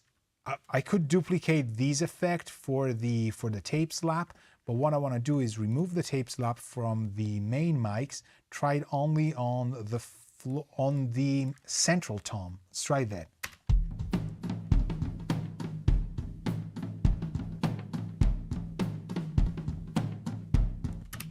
Oh, okay. So now we have it. That central tom is essential to keep the groove going when it hits, and we just have that little bit of a bounce there. What I would do is just place the 45, the copy of a 45 on the slap because we can afford it, rather than sending it into the 45, and hear how a little bit more bloomy that is now.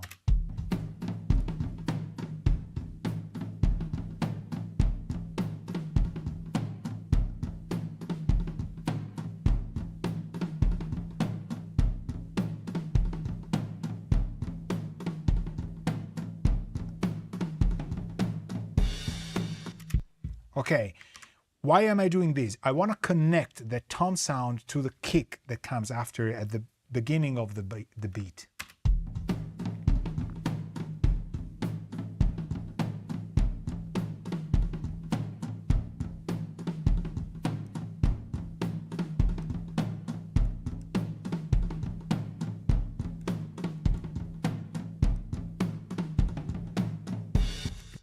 Okay, I like it that way. You hear it, it goes boom, dun, dun, dun, boom. It just emphasizes that 4-1, right? Love that. Nice. This is not this song. This is not me mixing. You connect, you're just logging in now. It's like, why is it mixing drums in isolation? It's always said not to do it. I'm building a system, a template that would be, it's part of the checklist. Don't do these effects I'm doing, but think about what will make your drum kit speak better, okay?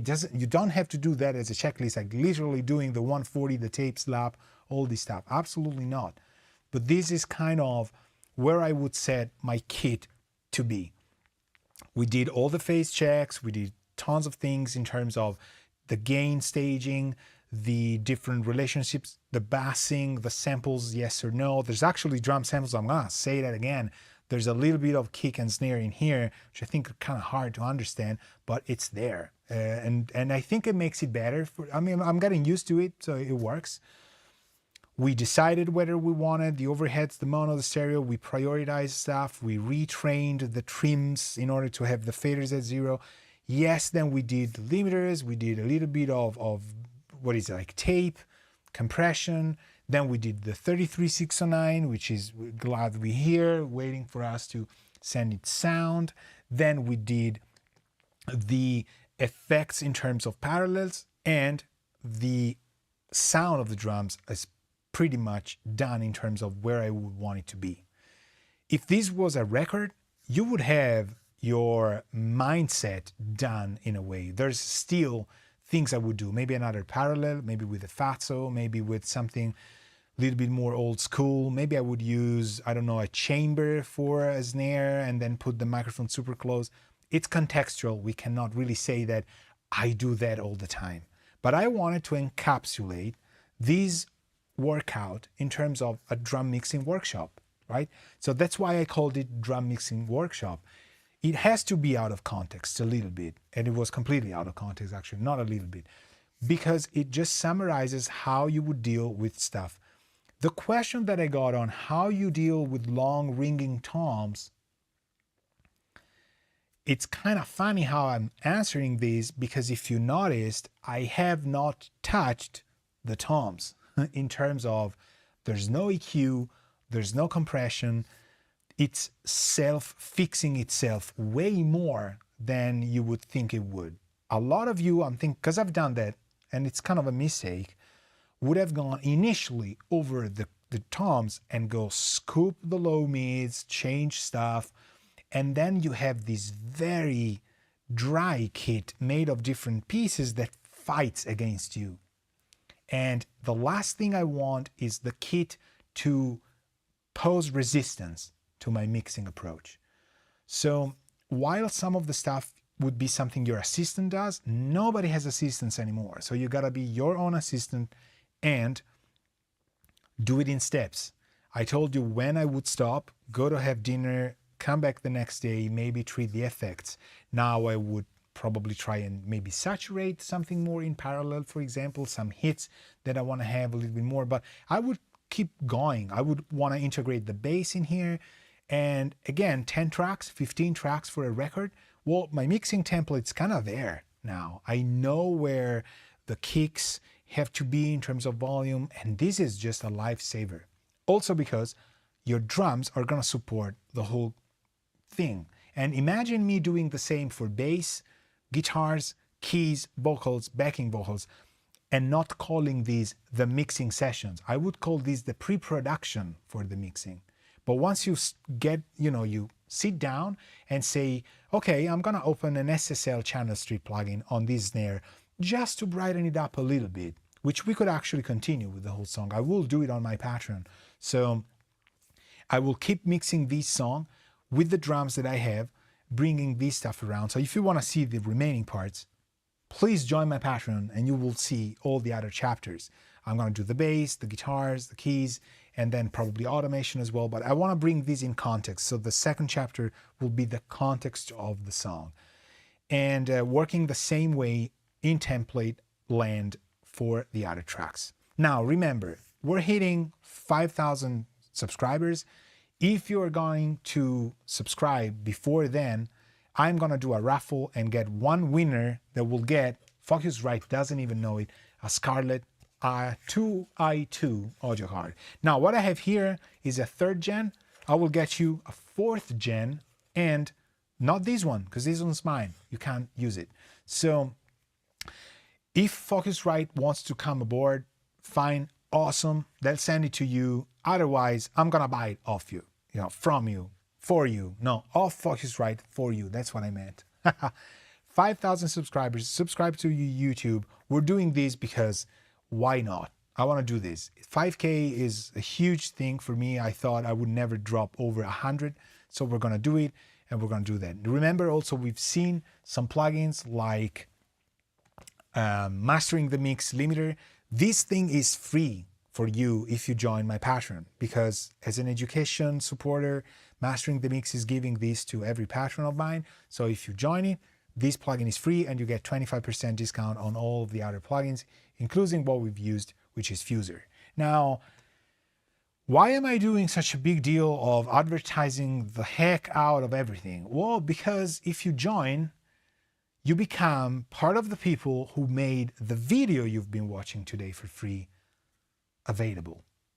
If you've been here 10 minutes, 1 hour, 2 hours, or if you're watching this video and you actually made it this far, congratulations, because you've been making it this far. But this video, this free content, this exploring things around has been made possible not because I want to do it, but also not just because of that, but because there's people supporting my educational projects. So they're paying to support what I do, to make it possible for me to sit down here in the quiet of my room and say, I want to talk about mixing drums in my case. So please consider subscribing to my Patreon, because that's how you help other people that have been helping you, that have been helping me. We're going to explore new things together, do music, become better at what we do, explore new products, talk about things. Why isn't that bad? It's a good thing, okay? So on a daily basis, or I tend to work on weekends as well. I shouldn't do it, but on a daily basis, my name is Alberto. I'm a composer. I'm a pianist and keyboardist, but I've been composing for the last 4 or 5 years, mostly for video game, news flashes, TV series, whatever, licensing music. But I've been engineering a lot, co-producing records as well. And that's what I do. I like to also teach on my online channels. It keeps me sane or less crazy. So if you want to join me, you'll find all the links below. Remember the raffle. The moment we hit 5,000 subscribers, I'm gonna select, just draw one winner who's gonna get a Focusrite 2i2 4th gen, okay? So be there the Friday after we hit 5,000 subscribers. It's gonna happen. Sending it out to everybody. This video also will be in the future available. Maybe you're watching it already from the future. So the only thing I can tell you is check out the links below. Thank you very much for being here. But most importantly, thank you for your support. Because without you, I would never sit here. I would never be able to dedicate time, apart from the other things that pay the bills, to really enjoy this task of sharing information together. Okay? So see you next time for whatever we're gonna do. Check all the links and stuff. Make sure you subscribe. Thank you very much. Ciao.